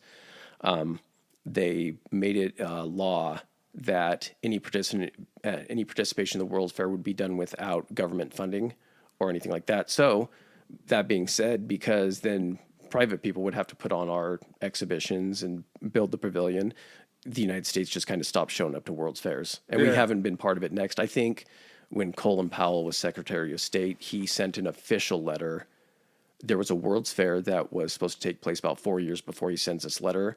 2 years prior to that, we had put in, be like, yeah, we'll participate. They gave us this big spot right in the middle. I'm trying to remember what country this might have been the Canadian one. I'm trying to remember where it was. It wasn't in our country, obviously, or else we would have built something. Mm-hmm. But the part had been like partitioned out for the United States, and we just never built anything. And so they had to end up turning that basically into this big courtyard right in the middle of all these. It made it look like it was natural, but when it kind of zooms out, you're like, oh yeah, I could see where a building was supposed to be. Somebody there. backed out. Yeah, someone backed out. And then after that, like 4 years later, Colin Powell, who was the Secretary of State at the time, sent a letter to the IE, whatever we had said was the acronym for it, officially giving our withdrawal from any future participation in the World's Fair. So sorry, Frenchies. Yeah, so we haven't had a presence there, and I think that's why there's a big assumption that it hasn't taken place probably since the last one we were a part of. Just like we dipped out of it, so it just didn't exist anymore. It's like actually this shit was going on before we were even a country. Oh yeah. Well, maybe not before we were a country, but when we were before still we had our shit sorted out. Yeah, when we were still shitting in our pants as a country, other countries were still fucking doing this thing. So they're going to keep doing it. Well, and I think the next one we talked about is 2025 and it's in Osaka. Mm-hmm. So that should be a pretty cool one to see and maybe kind of keep track of. But they really, I think it was more after World War II. They were obviously still in it for innovation, but these later ones that have come in like the 90s and 2000s have shifted and focused more onto like world problems. Instead like problems of humanity. Yep. Yeah, so like climate humanitarian change, issues, stuff like that. So it's more of like a being conscious of the environment around you so we can continue to have these world fairs, these big exhibitions let's make sure that we have a place to do Let's it. use these to do some good. Yep. Basically, we can still, flex and everything with our new technology, but let's make sure it's technology that's applicable toward the betterment of mankind. And so you can do it the fucking best. A lot of this, too, some of the stuff we're going to go over really bettered mankind even before that. All right, so what do we got? Let's just go back and forth on the good, and then we can kind of talk about it as we go through. So we established in 1889 the Eiffel Tower was built for the Expo. 1851, which seems like... Oh, we're going to have to jump. Okay, hold on. I'm trying to figure out our dates here. 1889 was just the Eiffel Tower because it's like the biggest thing that's ever been built. Gotcha. For it. The most well-known. Yeah. Gotcha, okay. So 1851, I had a hard time figuring this out in my mind how it all worked. 1851, we get the first image telegraph that was invented. So the first fax machine was invented in 1851. Could you explain how a fax machine works, even now? I mean, I think I could probably give you like a rough, it transmits the data through the line and basically then just recreates the image on the other side. It's a printer. That's all it is. It's a printer that you can send things back and forth to. Yes, yeah. Which... It's a phone printer. That's what a fax machine is. It runs through a phone line, but it's a printer. It allows you to send documents and stuff. Just a very, what we think of now as an archaic technology. 1851, though. What fucking images are you sending in 1851? I drew you a pornographic picture. Yeah, I'm going to need you to send that across the country to me. That, we've talked about it a million times. Technology is either for violence or for sex. Yeah, that's true. That's what every new piece of technology gets turned into. So I'm sure I need also send a threatening letter. Can you do that also? Yeah, we can do that. Yep. Threatening letter. Draw me some sweet boobs. Let's make this happen. All right. What we got is, 1876, telephone. Yeah, that's a major invention that seems like... I don't think that one even... I mean, like, what... You had the, what was it called with Morse code? What was that called? Oh my God. That's telegraph? Yeah, telegraph. So you had the telegraph prior to that, but can you imagine, like, you're at the World's Fair and, okay, I'll even kind of compare it to this. When we were down in Houston, we went to this, like, museum area, and they basically had little exhibits that you could, like, interact with and play with. One of them was essentially an early communication device, and it was talking through a pipe. And you could talk and you could hear it out the other side. Even that is just kind of fun now because it's gimmicky and it's like, this is how people used to communicate if they were in separate like rooms. I don't know if that was the case, but you then think you go to this World's Fair and you're like, what's this thing? They're like, it's a telephone. You're like, telegraph? Like it sends the letters? And they're like, no. Like if you pick up this and that person across the room picks it up, you can hear each other. Well, yeah, we're in the same room. I can hear them. No. Like, you won't be able to hear each other talking. You'll hear each other through this device. You can go outside the house. Yes. And it sends your voice through electrical signals. And then at the other end, your voice is heard. I don't know how, like, if you ask me how to explain how that even was possible, like, how the voice could come the other, was it the same voice? Like, did you sound like... I can't even explain it now. No. And that's like, it's easier to explain now because it's just like it's data going through the air. It's not going through an electrical line. It's going over the air. But still, how does your fucking voice maintain what your voice sounds like? Isn't that, am I too stoned to understand? Is that why I can't understand this is because I'm stoned? No, because I can't. There's just certain things in life that I'll never be able to explain. And this, whenever we release that one-on-one shit we don't understand, I don't understand how phones work. I don't understand how data floats through the air. Like you could explain that to me in the simplest terms possible. I think we still got confused by how records work. Yeah, that it's the microscopic grooves in it and the way that it scratches the needle, changes the pitch, and puts the like. This is fucking light years ahead of that. And I can't explain any of it. So what's this in 78? I know what it is, but like explain it. So 1878 was the one in Philadelphia, and France, as a part of their exhibit, actually sent over the hand of the Statue of Liberty as it was still in construction because the torch hand or the holding the book hand? I think it was the holding the book hand. Okay. I don't think it was a torch hand. It could have been, probably, maybe just depending on what they had done Was it the actual one that was then used to... Yep. The actual one that was like, used hey, to construct we're sending this in advance. Hey, I know this hand doesn't look impressive right now, but it's just the hand, keep in mind. But even that, how big was that fucking Huge. thing? The scale of just the hand would have been massive. Because the Statue of Liberty, you can see from so far away. I've been up inside of it. I don't really remember how big it was because I was just younger. That's like, imagine that flex is being like, so what is this? It's a hand. What do you mean it's a hand? Oh, it's a hand for the statue we are building for you. And not only that, it's not green at that point. Yeah. It's the Statue of Liberty is bronze. I think it was bronze. Because isn't that what happens to bronze when it oxidizes? It turns green like that, yeah.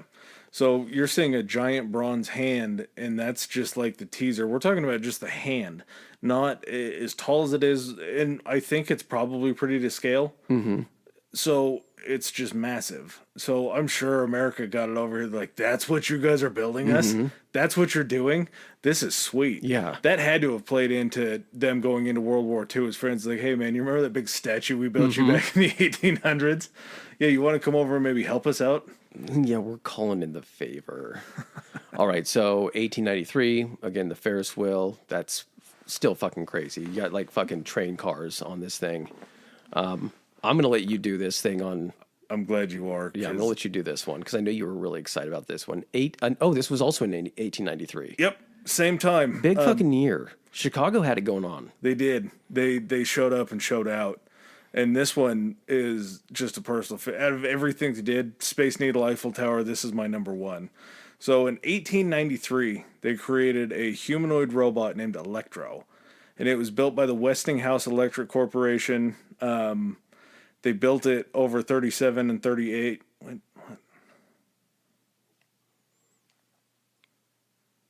you trying to figure out what year it was? Yeah.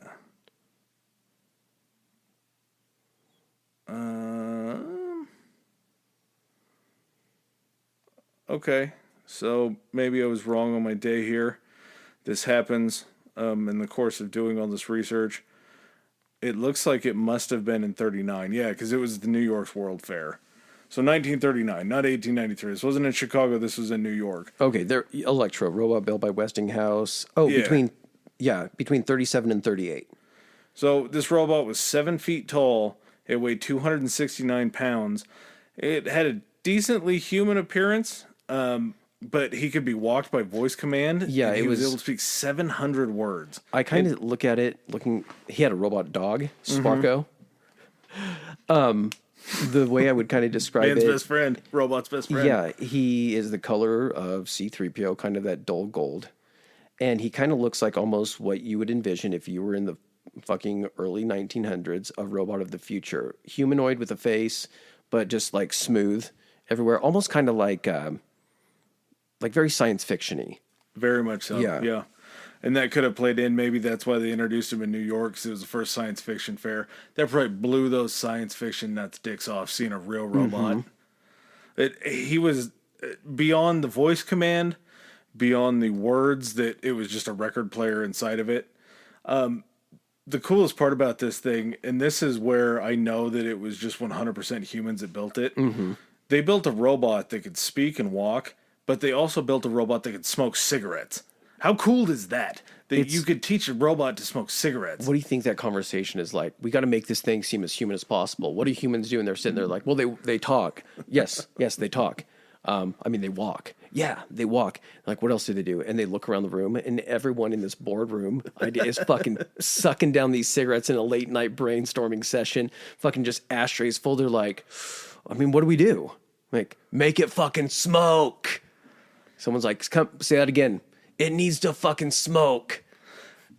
We know now the dangers of cigarettes, but back in these times, in the 1930s and 40s, we still thought that this was like a healthy thing that was okay. And for as bad as how could something that makes you feel so good be bad for you, right? And not only that, but as bad as smoking cigarettes is, you got to admit, it's kind of badass to see somebody smoking a cigarette. Like, smoking a cig's kind of a badass deal. Like, bikers do it, guys do it, cowboys do it. Not now. When you know the health stuff, because that's what's forefront in your mind. But going back to we talking like Danny Zuko, James Dean, that kind of the bad boy with the rolled up. Yeah, you a rebel without a cause, baby. Badass. And basically all it was just a bellow system in the head. I thought for a minute, I just thought it'd be hilarious if there was just a dude inside the fucking electro robot, and when it raised the cigarette up to its mouth, he just was fucking holding the tube, and he'd be like, and just blow it back out the mouth so it was smoking. Were these, because he's a fucking 7 foot tall robot, were these cigarettes larger, or were they just regular cigarettes in his large robot hands, tiny little cigarettes? They probably made a bigger pack for him. Maybe that was where they came up with like Virginia Slims, or Capris, the really long cigs. Yeah, maybe the that ones was that they used to stick in smoking sticks that like fancy women used to use. But again, you're even 1938. You're walking into this place, and this is something that moves like a human. You've never seen something like this before. We're so jaded, I think. And that's why I think when people hear this kind of stuff, they're just like, so? Yeah, it was a robot. We have fucking robots. Have you seen the new Boston Dynamics thing where it's doing the Ninja Warrior course and everything? People look at that and they're like, oh, Skynet's happening and everything.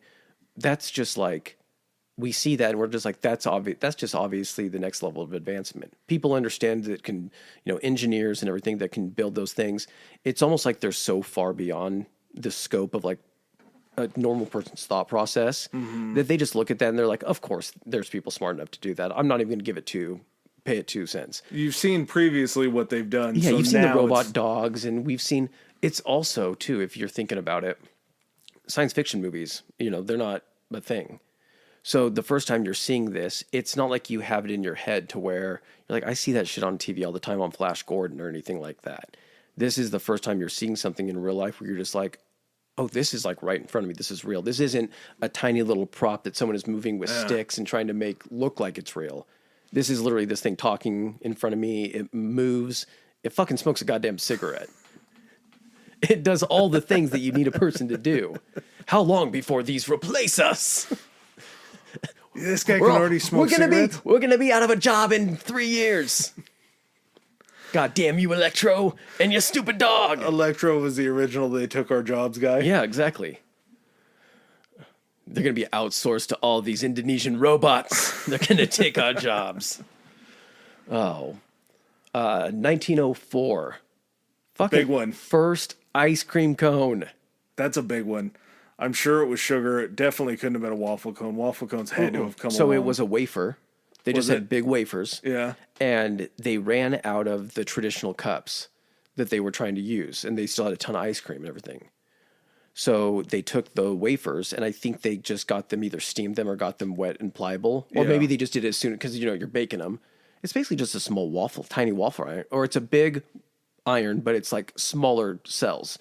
Like instead of a waffle being like deep, big ones. It's going to make it thinner, more pliable until it hardens. And then when it hardens, it's so crispy that it doesn't It's more so a wafer is more akin to what a waffle cone looks like now than just a standard ice cream cone where it's like solid. It's got a little texture to it. The sugar cone. Yeah, the sugar cone that you can order. Like the upgraded cone, the baller cone that you can get. So basically they just formed those into a cone and started packing ice cream in them, and boom, you got the invention of the ice cream cone. That was in St. Louis, right? Yep. This is probably irrelevant. Was the arch done before or after a World's Fair? Or was that done as part of one? I would say that it probably had to have done after. Okay. Just because it seems like maybe a little inspiration? Yeah, and it became the gateway to the West. So it's tough to beat the ice cream cone. That seems like sort of a 1-1 that you're going to try to draft for just these inventions. 1939 was broadcast television. Depending on who you are, that might have beat the ice cream cone, but when it first came out. Yeah, but we're talking from 1904 to 1930. That's true. Or, yeah. 35 years. That's a... The ice cream cone has had 35 strong fucking years. It's already caught on. Before. It's in every home. Well, and this isn't even when broadcast television... This is just when people are shown the possibility of broadcast television. It's like the thing we always compare, like, inventions. Military has it 15 years before the public has it, or something like that. Yeah. This is something that basically they're just able to show to the public and be like, hey, motherfuckers, get ready. This is going to be in all your houses. This is geared specifically towards you. Mm-hmm. That's a good invention. I think the TV was probably way before that, but just being able to beam out a signal for the news or anything. I would imagine it's probably not as far back as you would think for that, just because the natural progression was you went from like projectors that could be put into movie theaters and they were so big. Rich people probably had projectors in their homes that they could use and everything. But then after that, the natural progression was, oh, we got to make these smaller and more available. Then you get black and white TVs. Then you start worrying about, well, what are we going to fucking supply with these TVs? We got to figure out how to broadcast stuff to this. You get broadcast television. I mean, but I'm guessing that between the time the broadcast television, TV probably was only around for a few years before they're like, well, we got to fucking make stuff for people to sit around and look at. Yeah, we have to have a reason to sell this to people. Yeah. 62. I didn't even know Seattle had a World's Fair. Yeah. When you told me that, and what the Space Needle was crafted for the World's Fair. And the monorail. So the yes, and that is a huge thing about Seattle. Is, okay, again, Eiffel Tower in Paris, you show someone the Space Needle in every sports team in Seattle, that background with the city skyline has the Space Needle. Like, it's one of the most iconic skylines in the country for sure. It's one of the most iconic structures in the country. Just the shape, you see the silhouette and you're just, you can see the silhouette of probably the Empire State Building. You can see the 3 tiers at the top, maybe the Chrysler Building. But I mean, there aren't a lot of places where you can simply just see the silhouette and be like, Space Needle. Yeah, closest you're going to get is the Stratosphere in Vegas. Yeah. And that's for people that probably think that the Space Needle was built after the Stratosphere or some shit. When you look at the curves and just the sexiness of the Space Needle, it's definitely built for like a future time. Yes. And it fits the Pacific Northwest and Seattle man. So well. If you look at the Jetsons, they lived in those fucking houses that had the tiny and they were floating and they had the skinny little tier coming up and then the big round circle at it. It looked like a fucking spaceship. Yeah, dude. And I wonder if that's why Seattle has kind of turned out the way that it is, because it almost feels like a different society. And not to say that that's a bad thing. No, but I almost feel like it didn't stop progressing. And I mean that in the sense of like a technological sense. Like the World's Fair came, the monorail was created for the World's Fair. Isn't that, like, even thinking about that, like a public transportation system that is so now prevalent in so many places. Every big city has to have it. Yes, an elevated train. And I know, in Chicago you have like the L, what do they call that? Is it the L because it's elevated? Like the L train? No, the L is just the route. So there's like red lines. I thought it was EL, elevated train. I thought that's why they call it the L train. I don't know. Okay. But even like the BART in California, the BART system, the Barrier Rapid Transit, it's an elevated train. And the one in Chicago is still train systems, and they still go underground and all that kind of stuff. So it's sort of built retroactively into the city. But when you run into the BART or anything like that, you have enough open space that you can't dig underground. So you need to do something. At sea level. It's you're close to sea level, and you don't have that option. You're too close to do that. It was just a marvel to think of a monorail too. So we're just talking about one rail. This isn't a train that's up there. This is a completely different system. You want to look at something look at Disneyland. The Disneyland monorail. I mean, here's the thing that kind of also is crazy. This was simply built here for an expo that took place for 3 to 6 months. Got to get people in, got to get people out. You got to get people in and out, but like there's a trend here. I can see why these kept, growing in popularity, because there's so many things coming out of these that become mainstream products, innovations, inventions, things like that are adopted then by so many other places. Look at fucking Japan. Look at what they did with like bullet trains. Aren't those monorail bullet trains? I think most of them float now, but yeah. But it's still tugged under one rail, and that's what's holding it. So, I mean, you can make that direct correlation between 1962 monorail is invented. That inspired the entire world for public transportation throughout their countries. It made everybody look at it differently. It's so cool that it came about just because of an expo building. And that's still not even to sell short the Space Needle and just the sheer mass and size that would have been in 1962. You have one thing that is such like a visual icon. And then if someone were to say the monorail, you're like, yeah, it gets you from point A to point B. Be like, no, but like, I know the Space Needle is what it is. The Space Needle gets all the love because it's beautiful. It's something awesome to look at. But what gets you there? The goddamn monorail. Yep. And what's been getting you places from, A to B and other places throughout other cities? A monorail. Guess where that came from? Came from Seattle.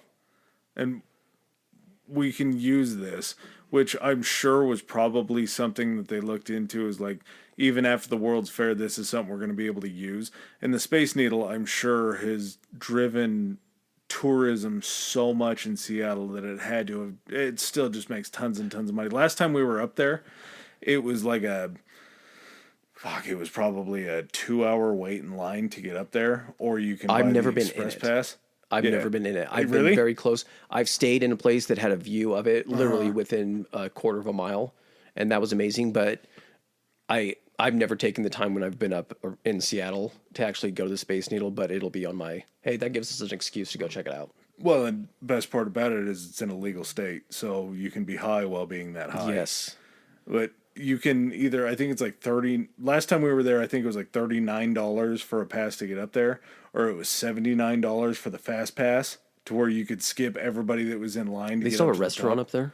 There's a bar area, and they might serve food. We never got food. But you get your drink, you're already stoned. I actually hit a vape pen up there while we were up there, which feels like a personal accomplishment that's always going to stick with me. But it's just... Major Tom to ground control. It was literally the highest I've ever been and the highest I've ever been. It was a great experience. And I know I'm fascinated with this fucking monorail thing, but looking at, all these inventions that take place, even when they're taking place in the United States, you have representatives, scientists, inventors from all over the world that are coming here. How many of them are looking at this and they, of course, they're probably there building their pavilions. They're seeing the monorail being built. And at the same time, it's inspiring projects across the entire world, because you see this monorail being built and you have all of these other countries looking at it and being like, this is a good fucking idea. We've been trying to figure out public transit to make our cities more efficient. Like, what do you mean you don't have to build this shit it doesn't have to be on the ground? So it can go over, like, we're good at making railroad bridges and stuff like that, but you can still have traffic and shops underneath. This doesn't have to take up a huge amount of space. How many people were, the telephone was invented at this time, so how many people are calling back to their countries and being like, monorail, we're going to send you some fucking pictures over the video or over the fax machine that's been invented and everything, or we're going to take pictures and then we're going to build this shit in our own country. Same thing with the next in 64, first color TV. How much would that blow your fucking mind? You see in color all the time, so maybe I'm kind of blowing it out of proportion, but to only having ever viewed movies, TVs in black and white, and then finally it switches over to color. When you're watching a football game now, you see the green field. You see the colors of the teams. That's what I equate it to. Whenever I think of color TV, for some reason, the first thing that I always think of is like Monday Night Football and like the 80s and 90s, when they would wear the gold jackets up in the booth, and you'd get to see the red turtlenecks underneath the gold jackets. Probably a little OJ bias there. That's so much more pop, like the visual like feeling you would have than seeing something in black and white. The vibrance, yeah. It blurs the line so much further. Like now with like HD, 1080p, all that good shit. Some of that stuff almost looks uncomfortable to watch. Because it's so close to real. Yeah. Imagine how uncomfortable it would be from going to black and white and then seeing everything in the same colors and tones that you see just walking around on a daily basis. That would be so much to try to take in. I wonder if part of that too. So, obviously uniforms, because everything was black and white prior to color TV. If you're doing, football, uniforms had to be a very dark color. Uniforms had to be a very light color because you had black and white. You had to make that distinction. And nowadays you see, NFL teams have so many different uniforms, and you see some of the combos they come out with, the away and home. Like, yeah, if you were watching a team that was dressed in a darker color, blue or red or whatever, that would look darker, of course. But you kind of wonder, like, why, since we have color, it's easy to distinguish between green and red on a football team. Why can't teams wear green and red? It's like, well, how much of that stems from having to have the tradition of home and away, dark color and light color? Like, because if you're thinking about it and someone's like, well, the quarterback can't really see, like, Every fucking person out there knows the difference between a red and a blue, unless you got a colorblind quarterback. Then just throw to orange and brown. You're throwing between orange and brown. Like, just fucking throw it to your right color, however you see it. But I wonder if that also kind of is a tradition that was back from the days of like black and white. It has to have been. That has to be. I never thought about it that way, but that has to be because all these things started out in black and white. So you had to define home and away as well as you could because you didn't want a gray area in there. And now you see our technology has gone so far as Oregon will have like 8 different colors of green on their jerseys. And you can tell every single time. You can see the opaque ghost wings on their shoulder pads, and the detail is just so fine. And again, from 64 first color TV to now, I get Costco ads that are like, do you want this 4K TV for $350 and it's 70 inches? And I'm like, Deal. You're like, I don't need it, but goddamn, if you're going to be offering that big of a TV at that price, I don't know how I say no to that. I don't need it, but I also don't not need it. And it's so fucking casual now. Like, first color TV, 64. Now we have an entire day dedicated to trying to stand in line to upgrade your fucking TV to something bigger and better. And not to mention, we even went through, this is another weird, obscure childhood reference, but do you remember when you would have special episodes of like Home Improvement in 3D? And they would actually sell the glasses. Like you could go. It seems like it was a partnership with like a fast food chain where you would go buy that food. Or a magazine. It was either that or a magazine because then they would be in the magazine. Yeah. Yep. And then sometimes you would get the magazine and some asshole had gotten to the magazine before you, even at the store, and just ripped the fucking glasses out of it. And that was like the big main event was to go home and watch Home Improvement with your 3D glasses on. We're so far beyond that now, but it was just, that was like within a childhood lifetime. Yeah. Of thinking that they would have special episodes in 3D that you'd have to wear special glasses to do it in. Was 64 also, was the first video calling machine in 64 too? Yep. Imagine that, dude. 1964, the first Skype. The first, I guess, not only are you seeing Zoom? Fucking color TV, they're like, so have we successfully blown the fucking brain out of the back of your head? You're like, not quite. I can feel it pressing against the back of my skull. They're like, step down to this booth. We're going to go ahead and have you make a call to this person in this other booth, and you're going to be able to see them. And I want to say that the other end of the video calling machines was in like Disneyland. So it was another place that they'd set up like an outpost to where they could send it back and forth. Jesus. That's so sweet. Jumping forward 6 years, only 6 years, we get IMAX. Yeah. And I think that was in Japan, so that one kind of makes sense. Yeah, but still, it's this natural progression, man. We're seeing, it's like a, what am I trying to say here? Like an innovation it's as simple as that term is, innovation competition, where it's like, oh, last time we were here, you did color TV and video calling machine. Well, guess what? Now we're going to offer you something larger and in color. So fucking big that you have to fucking crane your neck and turn your head to see the whole screen. We're going to create a screen so big that you're going to have to sit. We're going to still sit you close. Oh, yeah. But it's just going to because that's how you're going to get the feel. Yep. That's very cool. That's why you go see Deadpool 1 in IMAX. Yep. Yeah, it's a great place to see any sort of action movie. I'm sure movies back in the day, everything, once you went to the World's Fair and you saw that, you just wish that every movie would be that way. All right. So then we have I'm going to jump down to one you had. What happened in there's fucking jetpacks in 64? Yeah. So they were, you had a total flight time in 1964 of 21 seconds on a jetpack. And I want 21 seconds that you're fucking flying. Yeah, it's flying for sure. But you have to make sure that your ascent has to be like 11 seconds maybe. Nope, that's just too, to give you that's back too time risky because you got to then down. stop and then come back down because I'm guessing that thing wasn't fucking light. No. And I'm sure it was attached to something like to keep you. But I'm guessing honestly you got 5 feet up off the ground because that first power up, you're sitting there, you get 5 feet up and you're like too high, and then you just fucking lower yourself back down. But you see like videos of jetpacks now. Like where they're taking off from military ships, they fly over the water to another one. They're using them for search and rescue now up in the mountains, like to get to the top of hills. I saw a guy fly up, and it's the two basically thrusters that you hold in your hands and the giant backpack with the fuel or whatever. At this time, what was it? It had to be some type of propellant, but can you imagine? It was a very obscure propellant. Let me see. I kind of relate the whole jetpack thing to, there's a scene in the first Captain America where they go to what at that time was like the World's Fair. It was the Stark Expo basically, but it was the World's Fair. And it's before Steve Rogers, becomes Captain America. He's still the small guy. And he goes with his friend to the World's Fair because they're in New York. And they see Tony Stark's dad there. And he's like, this is the first invention of what's going to be the flying car.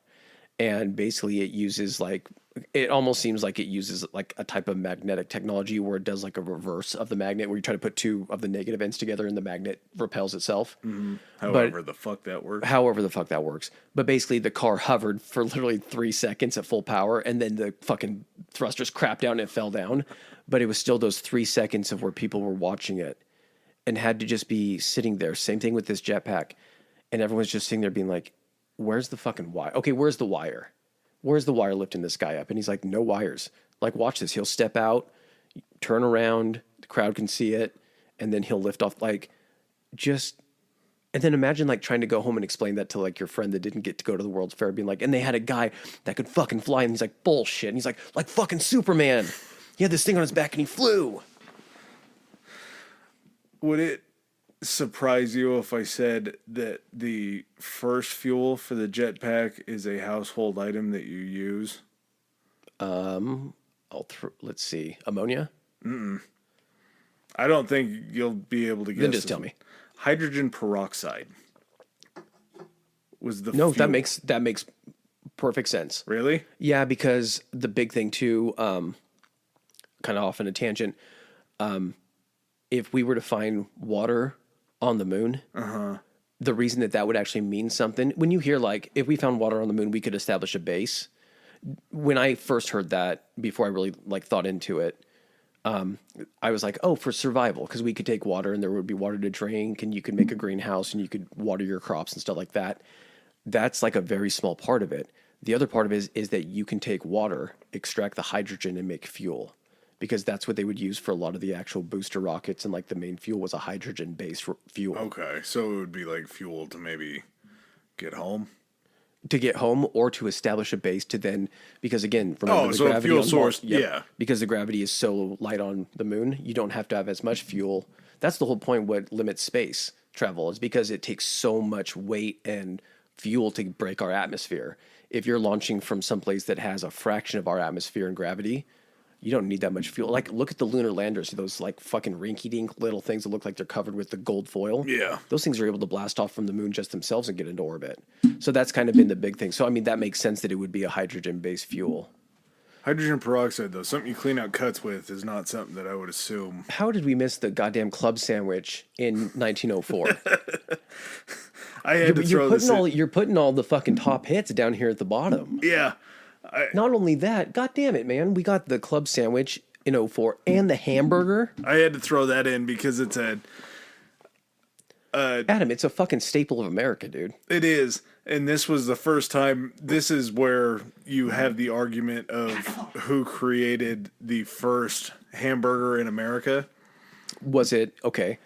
So now that we're establishing that the hamburger was first introduced to America at a World's Fair, which means that inspiration, because isn't the whole thing about Hamburg, and it was invented in Hamburg and in Germany. So it was either an inspiration for an American innovation, but again, the first time someone's like, what is this, a hamburger booth? What are hamburgers? Is it like bacon or pork? They're like, no, that's beef. Why the fuck is it called a hamburger? Yep. That's been something that just absolutely, every time I think of it, I just had that same reaction. Like, why the fuck do we call these things hamburgers? They're made of cow. I'm pretty sure it's because part of it is that it was either the inspiration of it. I've heard different kind of like theories.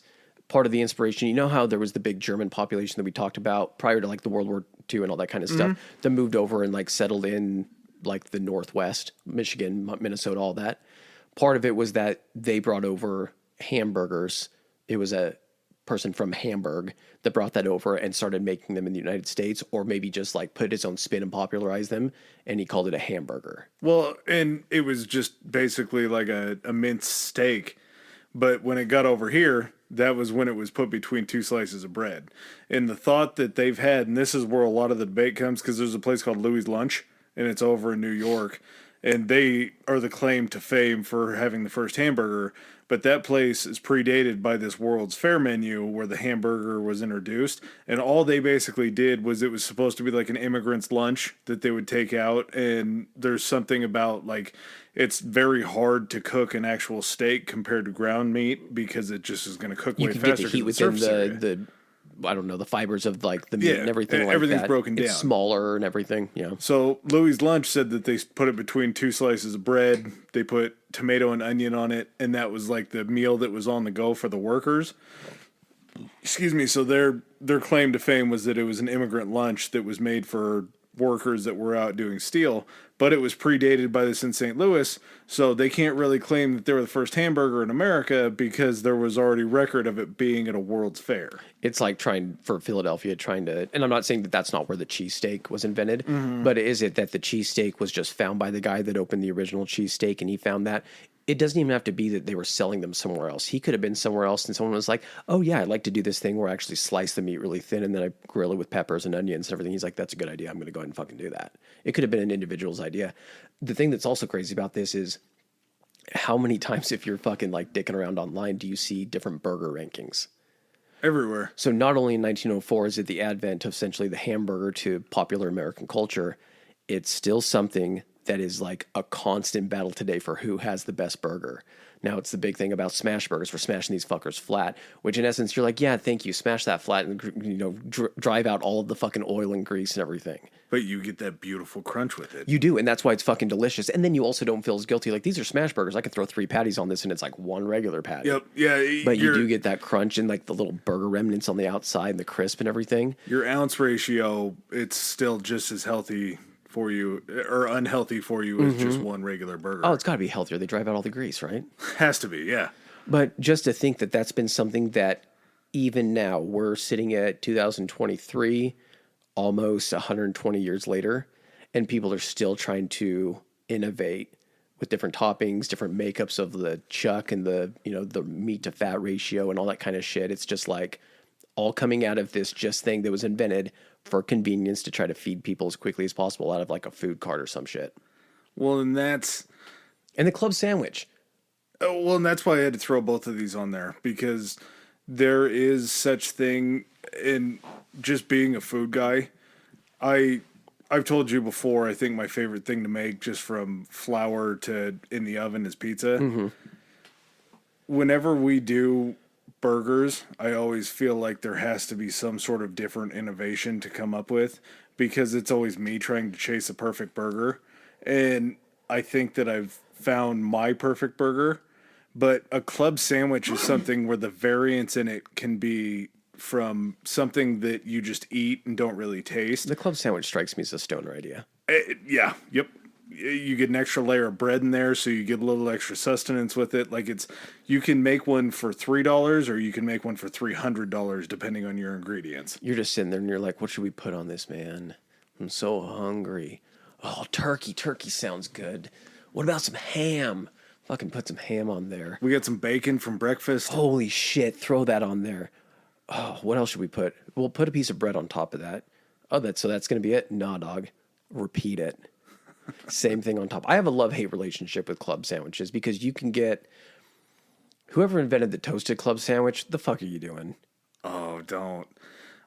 This is going to be something we're definitely going to disagree on. Bread should Hey, never this be is why we served have raw. a podcast so we can discuss these important issues.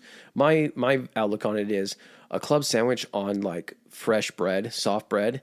Oh God, there's nothing better because you're biting into that. You don't have to worry about getting the roof of your mouth just completely torn to fuck. It's the sandwich equivalent of fucking Captain Crunch with Crunch Berries.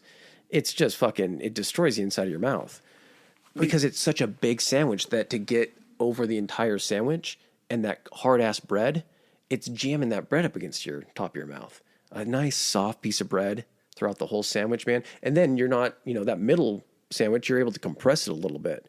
Get that sandwich down to a little bit more manageable size. There's got to be a time limit on it, though. Okay, I'm willing to hear you out here. Please sell me on a toasted sandwich. A raw piece of bread is just a sponge. So if you have a piece of lettuce, which is mostly made of water, a tomato, which is, again, mostly made of water, if you are putting mayo on it, which you should always put mayo on it, you always need some sort of a wet element inside of it. You got to moisten that. It's sandwich lube, is what it is. Let's not be coy about this. Condiments are just sandwich lube. A toasted piece of bread isn't going to soak up all that juice. I will give that to you. The The structural integrity of a toasted piece of bread far exceeds the structural integrity of a regular piece. Like you're saying, though, I think it is a timing thing. You know, at a restaurant, I see where the advantage could be. That could sit at the order window for an extra minute or two without that bread being saturated by those, veggie juices. At the same time, you get that fresh sandwich and you eat it right away. Maybe that's part of the charm of it. You're getting those juices infused into that. Listen, I'll say agree to disagree. Yeah. I'll retract my statement and just say, hey, toasted club sandwiches, not for me, not my bag.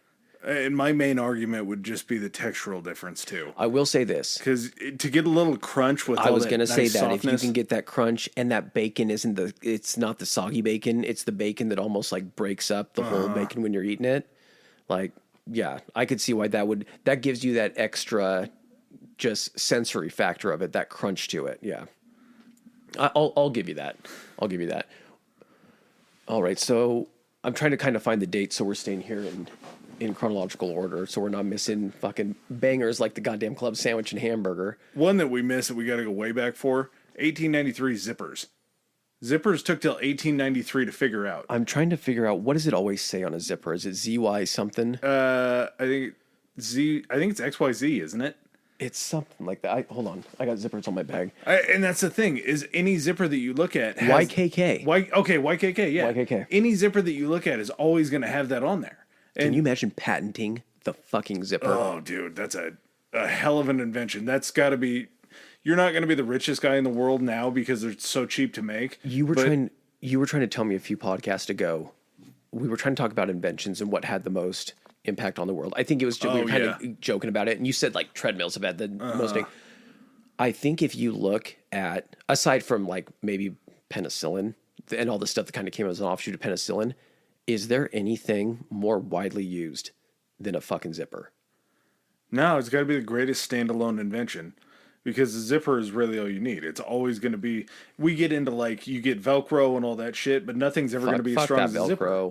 I don't even... There's something about a zipper.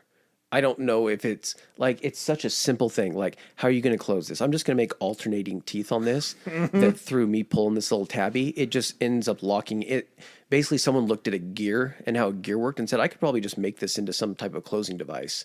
And they did that. And not only is it just, I wonder where the application of that was actually embedded. If it was something for clothing, because it's not just clothing now. It's clothing, backpacks, sleeping bags.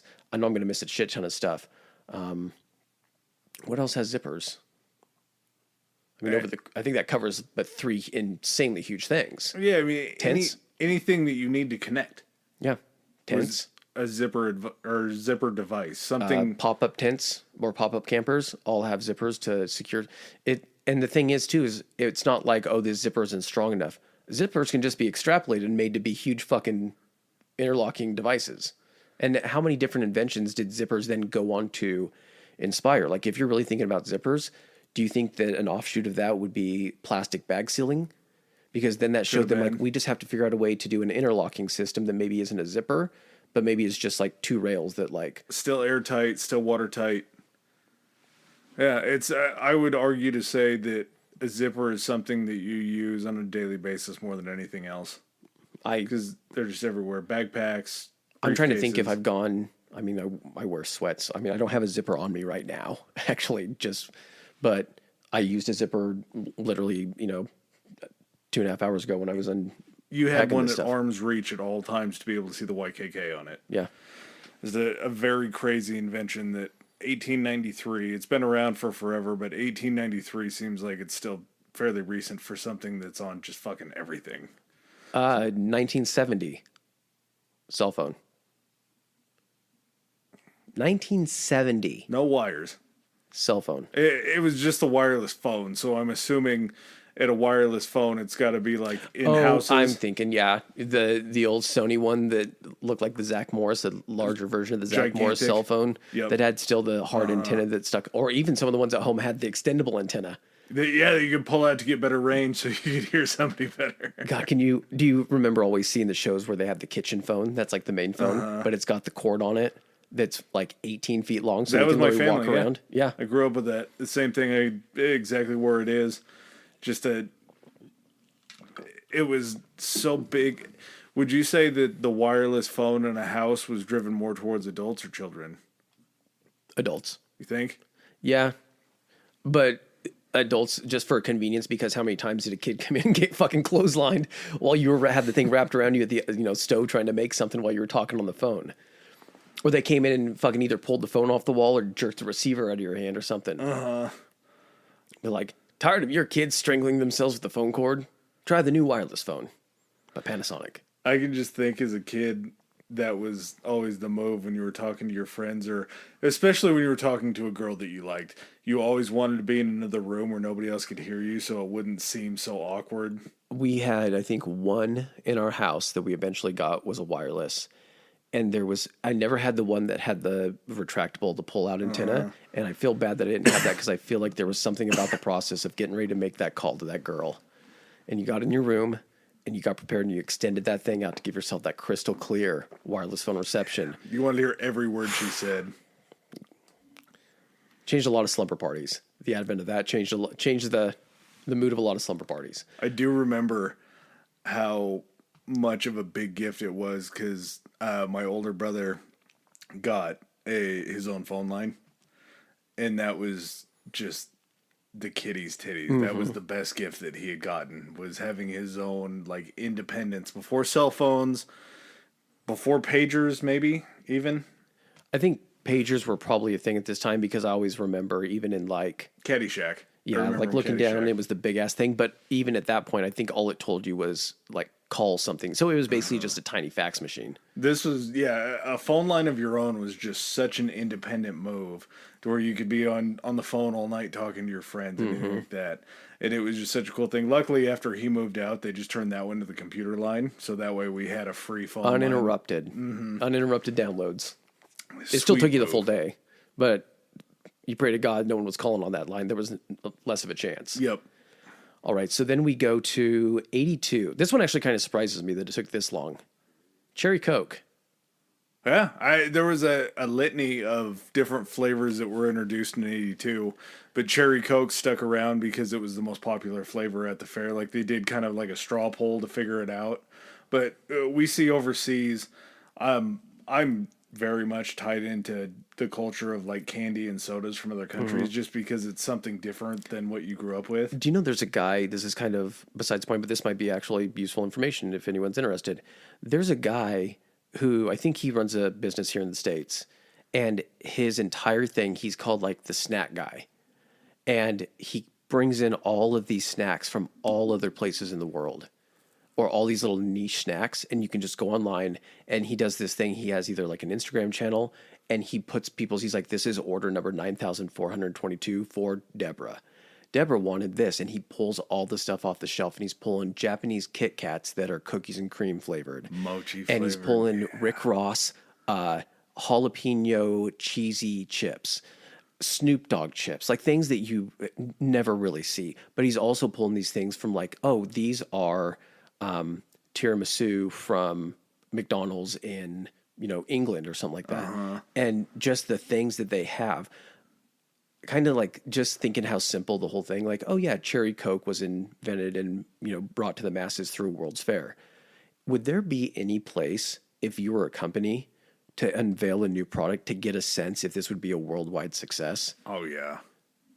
Like you automatically, not only are you basically testing it and getting polls from people in your country, the people that you're going to be serving this to first and foremost, but all of a sudden you're getting all of this feedback and you're saying like, oh shit, like the German people that are here looking at this, or the people working at the German pavilion love this fucking Cherry Coke, or holy shit, like the Chinese are going nuts for this kind of stuff.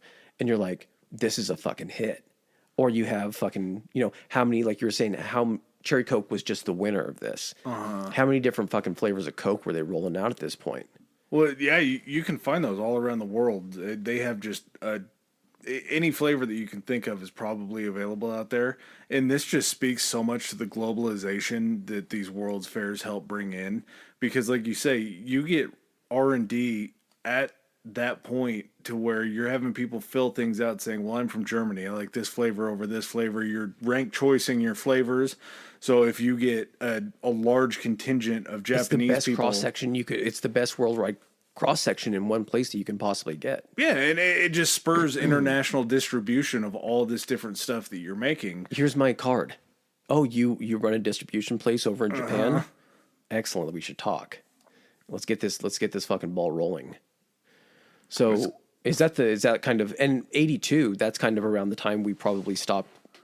A few years later is when we kind of got out of the World's Fair game. Yeah, we were more participants than hosts. And that's sort of all the good ones that we highlighted. There's still a ton of other good ones. There's so much shit that came out of these things. Between the time that we kind of dropped out of it as the United States, I mean, I don't even want to imagine, based upon just the technological advancements from, let's even just say the 80s to now, that they probably display at some of these fairs that we really don't have a presence at. I mean, from like a privatized or not privatized, civilian standpoint, people go over there. And I'm sure we also do send people over to these world fairs from the government to kind of take a look at what's going on. Of course, we probably have ways of finding out what they're going to, we probably know about this stuff from a government standpoint before they're unveiling it. Because it's not like people nowadays at World's Fair are going to unveil stuff that's someone can just copy or reverse engineer. It's going to be something that they've already developed. They already have a stranglehold on. Yeah. And then they're like, hey, look at what we just invented. By the way, you can't build this. Well, and even then, with as global as everything is, America still reaps the benefits of these other countries going over with their technologies and showing it off, because so much of it's built in America that they're going to be selling the microchips to these people to put in these different robots and other things that they're doing. So America still benefits on a private sector. Like, what do you guys just send us over the plans for the robot so we know how this microchip is going to fit into it so we can design it so it works with your robot. By the way, when your robot's here, we're going to take the fucker apart and figure out how this robot works. We're going to reverse engineer the shit out of this. Yeah, so we're still kind of, there's still an American element into them. But as much as we do the good, we always... Oh, there was some real heinous shit that took places in the name of what, like, look at, like, the science behind this, or, like, who had the idea that some of this shit was, like, a good idea. And you're going to have to lead me through this, because I have no idea about these bad ones. Just even reading off the board, though, like, I can't wait to get into this. Yeah, man, it's sort of a head scratcher to talk about, but 1904, which was in St. Louis, which was the celebration of the Louisiana Purchase, the anniversary of it, we had something called human zoos. And human zoos were 47 acres of just human exhibits. And the biggest one held 1,000 Filipino people. And this was after America went into the Philippines and liberated them, and then also took them over at the same time. We're here to help. Yeah. Trust us. We're here to help. So they shipped over 1,000 Filipinos that lived in this living exhibit. And within this living exhibit, you have all the tropes about, like, Asian people eating dogs. And tropes as far as we think it happens far more than it does. It's basically a way to try to do, like, a controlled study to reinforce all of these fucking stereotypes or tropes, like you were saying, that these people had. Like, oh my God, are they really going to, like, we don't see any dogs in their display. Did they eat all the dogs? I'm like, no, they just didn't put any fucking dogs in their display. They actually, because certain cultures, Filipinos being one of them, there's still certain days or, like, times that they eat dog. But they were feeding them dog every single day in these exhibits just so the people could see that, to reinforce that stereotype. So, like, see it happens. Well, yeah, if you're giving them nothing but fucking dog and it's been part of their culture, of course they're going to fucking do it. These people are captive. They're hungry because they're in an entire enclosure. You're not feeding them anything else. Like, so it was 47 acres it held. So were these 1,000 people spread across this 47 acres? I think 47 acres was the entirety of the human zoo. Did it say what, like, if any other... Yeah. yeah, there was I think they used the word pygmy African American that they brought over that they actually purchased from slave traders just specifically for this World's Fair to bring them in and show sort of the divide between our American and just basically I'm going to advanced cultures. Like it was basically further just, advanced. It was just basically a way to say like, hey, look how shitty these people have it. Yeah, Or like this is the look how cool we are compared to this. It was basically them to give a point of perspective and be like, advanced societies. yeah, in case you didn't realize how advanced we are and everything like that, I present to you Exhibit A, the pygmy people of Africa. Like we could be these people, and you're just kind of like looking at that now. You're like, well, yeah, like probably not the fucking best looked at fucking people that you're holding captive. And were they actually in like? Of course, it's not going to be cells. They were enclosures. It was like the zoo. It was literally like a zoo for human beings. And they actually, some of them, because this was after slavery was outlawed, of course, but they would really push, like they would ramp up the people of Liberia because Liberia is basically made up of all the slaves that were then freed and went back over to Africa. Yeah. And they were trying to sign African Americans up to send them back to Liberia to get them out of the country. Like that was they were saying Liberians are going to be so advanced, you need to go over there. They were basically trying to use this as a form for like immigration or some shit like that. Trying to send them back to get them out of the country. Like just that bad. In 1904 in St. Louis. Yeah. They would have anthropology days where they would provide evidence in quotation marks as far as like cranial capacity and the size of somebody's head to try to prove that there were certain races and minorities that couldn't be as smart as us because their heads weren't as developed. So this is the scene off Django where Calvin Candy is explaining the skull comparison and everything like that, where it's the 3 dots and difference in. Yeah, you're measuring all these different things that really have absolutely no bearing on any of it. And don't really show the entire picture of it, but it's just another way to try to be like, yeah, this is white people's superiority over all these other Look races. at all this we built, and these people don't have big enough brains. So it's not surprising. Like, you know, like, I don't know if we're not shocked by this or anything. Like, it's shitty and it's fucking horrible that this is part of our history, but that's part of the bad. Is it surprising to you, especially after all of the shit we've covered up to this point? It's just another thing like of it's not even like why did we do this? It's of course we did this. Yeah, and it's you have to unfortunately kind of expect it. It's we were working so far in these other advancements. Was there any specific country that did the evidence for white superiority? Yeah, I do see that technically maybe being part of the German booth. What did the Germans bring this year? Yeah. Why does everybody that's working the German booth all have blonde hair and blue eyes and they're all wearing 6 lab feet coats? tall? Is this the Denmark booth? No, it's the Germans. It is not the Denmark booth. They are potato farmers. All right, so we got the good, the bad, and now the ironic. Yeah, I cut down the bad section just because there's plenty more bad stuff, but this is a great episode that we're trying to keep positive. So the 2 most ironic things that I can think of, so these both happened in 1986, and the 1986 World's Fair, it was more of like it wasn't necessarily recognized, it was kind of like an offshoot, but there were still a bunch of countries. This is the one that didn't get the approval from the committee. In 86? Yes, they didn't get approval, so it wasn't an officially like sanctioned World's Fair.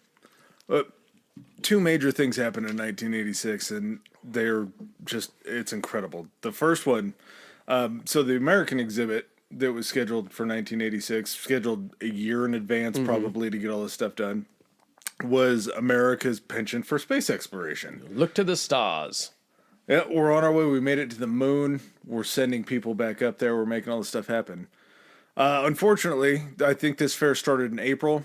January 26th, we had the Challenger explosion that happened where they were taking off into the atmosphere and just blew up. They were coming down.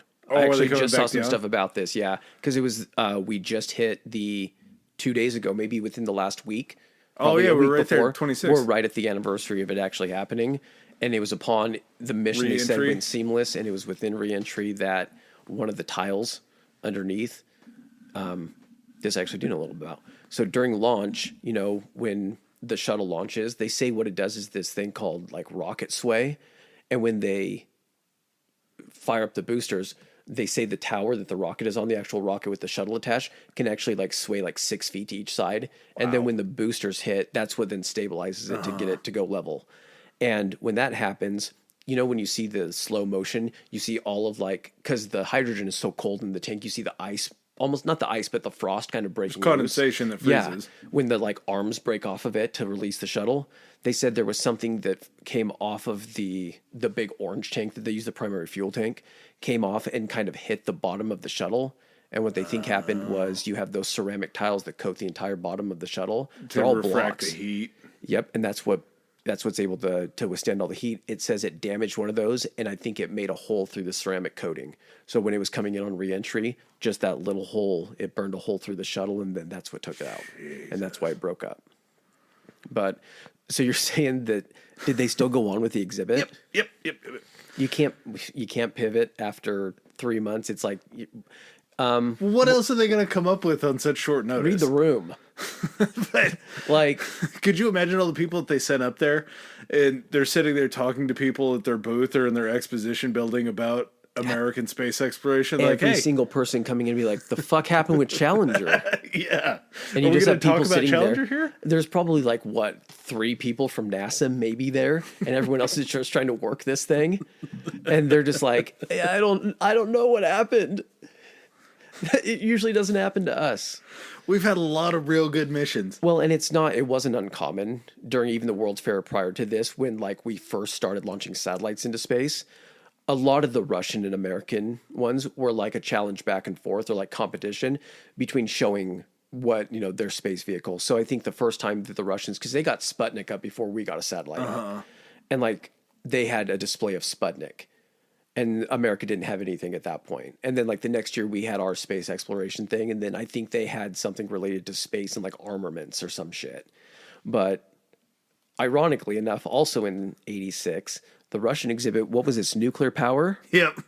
Yeah, the Russians had taken our nuclear abilities from what we had in World War II to build a bomb, and then all the nuclear. They just basically ramped that up because they knew that they needed to power their country somehow. So nuclear technology was going to be huge. A lot of land. Yep. Big place. A lot of people. So when did the World's Fair take place? You were saying April, right? I think I was wrong with that. I think it was May, because this also happened right before. Okay. So what happened in '86 in April?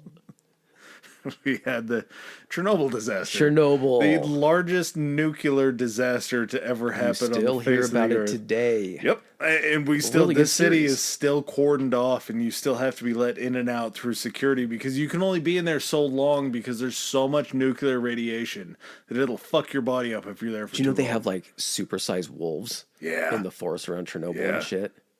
They there's a show on Animal Planet called River Monsters, and it's this guy named Jeremy Wade. He's either British or Australian, don't know which one. The accent's very analogous, but he actually is able to go in there and fish for these massive catfish that they think have been affected by nuclear radiation. And he can only be in there for, I think he got a pass for like 48 hours. I was gonna say, is he fishing with a fucking Geiger counter or like a fucking mask on? They have to bring Geiger counters wherever they go to fish in order to make sure that the Geigers are low enough that they won't be exposed to enough radiation that they Lethal can stay within in that amount of area. time. Yeah, dude. Like, that's how bad it still is. And this happened in '86. I wonder, between the time that, Russia has this exhibit and everything like that, it's '86. Worldwide news is a thing. So as soon as Chernobyl happened, this isn't like this happening. Like, imagine this happened like 50 years before, where, communication isn't as quick and widespread. '86. This happens, if you're saying 4 or 5 days before the opening of the World's Fair. This is already national news. This has reached everybody, especially, where's this one taking place in '86? Vancouver, Canada. Vancouver. Yeah. Everyone fucking knows about this already. So at least, I'm not trying to make light of the Challenger explosion or anything like that. But if you want to go ahead and compare who probably had a worse time trying to answer people's questions, it might have been the people having to explain the Challenger explosion and versus the people trying to explain how they nuked an entire fucking city. Well, you imagine just the two different countries. Like in America, everybody's trying to explain it in a certain way to make it sound less bad. In Russia, they're like, "We are Russia. We don't have to answer your questions. This happens, but we're also very good at everything else." Listen, many people die, yes. Many people die. But we also have many people left. Many people die every day. Yeah. Have you been to America's booth? They sent them up into space and then they blew them up. That's way worse. That's what I was going to say. They're just like, we don't just send people recklessly into space for them to die. Our people died trying to supply power to the Russian people. I have a horrible Russian accent, but You nailed it. It's great. I Your sound like accents are Bert awesome. trying to do his Russian accent. Actually, he probably sounds better. He is the machine. That's one thing is if anybody takes anything away from this, the biggest thing is just almost the amazement of how many inventions or innovations. Imagine the World's Fair wasn't even a thing. And we'll take a couple of these inventions and innovations. How many years do you think it would take for some of these inventions? They still would have been invented by their home countries, whatnot, because they were obviously working on them at the time. But what does this do to every other society or country that got the idea or took the idea back from seeing something at these expos and then introduced that or put their own spin on it? Because, not every country that invents something here is going to do it the best. We talk about this all the time. America is the best at a couple different things. It's usually fucking weapons and trash entertainment. Yep. I would probably say the two best things there. But you have places that may have designed let's go back and say, not the monorail. Okay. We may be in the first to introduce it, but then look at what other countries have done with that technology. And we just look at it and it's like, why the fuck, how do we not have that? Like we were the first to have it, but we just kind of didn't do anything with it. We were focused on so many other things, and these people were just solely focused. It's because we saw so many other things from all these other countries and everything. We were just like, fuck, we designed the monorail, but fucking Japan has this fucking robot that we have to try to mimic now, or fucking underwear vending machine. Like, how do we bring underwear vending machines over here? We spurred so many ideas that we took, or we tried to take everything back. It was like everybody was focused on one good thing. We were focused on trying to be better than everybody else at all their stuff. Yep. Yeah, at every single thing. We had a cigarette smoking robot, and now Tokyo has robots that can run Ninja Warrior courses. Just that fast. No, I think that's us. Oh, is that still us? Well, that's Boston Dynamics, but I'm sure China and Japan have something that they're not even showing us. The average height of the people that work at Boston Dynamics is probably in the 5s. I would guess there's probably some people that aren't naturally, maybe first generation, but people that have come over. What do you think if you had to kind of break down just the ones that we discussed that had, just a few other things before we get into what we think was it. The Ford Mustang also appeared at the 1967 World's Fair. Very cool. Doesn't get any more American than that. I want to say it was in the early 2000s. BMW had a hydrogen-powered car. I just hit that one, 2001 Hanover World Fair, BMW hydrogen. How did that not fucking go anywhere? Well, I know how that didn't go anywhere, and it's tinfoil hatty, but it's simply... Big oil. Yeah, it's simply the fact that if you have the idea and the patent for a hydrogen-powered car and someone offers you an ungodly amount of money, not just one company, but a conglomerate of companies that know it's going to ruin them, that never sees the light of day. But the simple fact, do you think if that happened now, if that invention didn't take place, but now someone invented the hydrogen-powered car, do you think it would be able to be something where someone could, what am I trying to say here? Someone would be able to hold out and not sell that idea and be able to, I guess it depends on the person. Because if you really think about it, if that person sold the idea to, or just provided a free rein for the idea for car companies and everything like that, do you think that anyone would have taken off with it? Or do you think that gas and oil is so intrinsically entrenched within automobile industry or vehicle industry that we're seeing it now where everyone is now designing electric. But at the same time, it's not like electric is harmless because you still have to fucking mine all of the rare earth lithium elements, the lithium and everything like that. And there's only so much of that out there. But the simple fact that there exists a technology, it's not fucking tinfoil hatty or like a conspiracy. This was at a World's Fair, a hydrogen powered car. And I realized that hydrogen also isn't the destructive capability for the power that it would be more destructive than gas. Like, so traffic Oh yeah, accidents might. well, hydrogen bombs are much more. And I'm sure the effective. technology is not the same as far as that goes, but still, if it's something powerful enough to power an automobile, then it has to have some type of explosive or Combustion. like combustive force. Well, and now it seems like we've created two barriers of entry to the power and automobile market because you used to just have to deal with big oil, but now big batteries in it too. So if you're going to come up with something that's going to trump both of those, you have to fight through two barriers in the market. It's just weird to think that like with the hydrogen powered car and the technology to do that, is that something where there's only one way to do it? Because the whole thing with patents is you can't get close enough to one patent to violate it, but you can get pretty close to something and how something works and make it your own thing. I'm just trying to figure out in all this time, I mean, is it just that there's not enough money available in this for somebody to just do it? Or is it simply the fact that no one can get close enough to this without violating the copyright laws? Man, if you were the first car company, Maybe. why don't you just charge like, imagine if you were a car company that came out, look at Tesla. The whole point was Tesla is you avoid gas for the remainder of the time that you drive it. So that's why you're going to pay more automatically for it. That's why Teslas are, what's the base model, like a $30,000 to $35,000 car? At least probably 40. And then I think you have subscriptions to Tesla, and then you have to, that takes care of their infrastructure to build charging stations and all that shit. But at the same time, if you had a hydrogen powered car and you were like, this is an $80,000 car, base model, not a lot of frills or anything like that, but you can fucking fill this. You know, you're going to have whatever we have to install in your home to make your water pure enough to actually do this or to separate it. That's an extra $20,000 to install that in your home, but it just operates off the city water or whatever water you're getting. Would you pay $100,000 to know that maybe you didn't have to pay for gas or even the electricity to charge the car? It was just off the water. And I'm not saying it would be so widely prevalent. You look at electric cars today, and if I'm driving down the road and I come up to a stoplight, I can maybe count, if it's busy, I can count one or two electric cars, still mostly gas around me. But it would be the exact same thing had this been allowed to, get legs and flourish. It would be where we'd be sitting at a stoplight, and maybe a quarter of cars could be hydrogen powered cars. And maybe it is a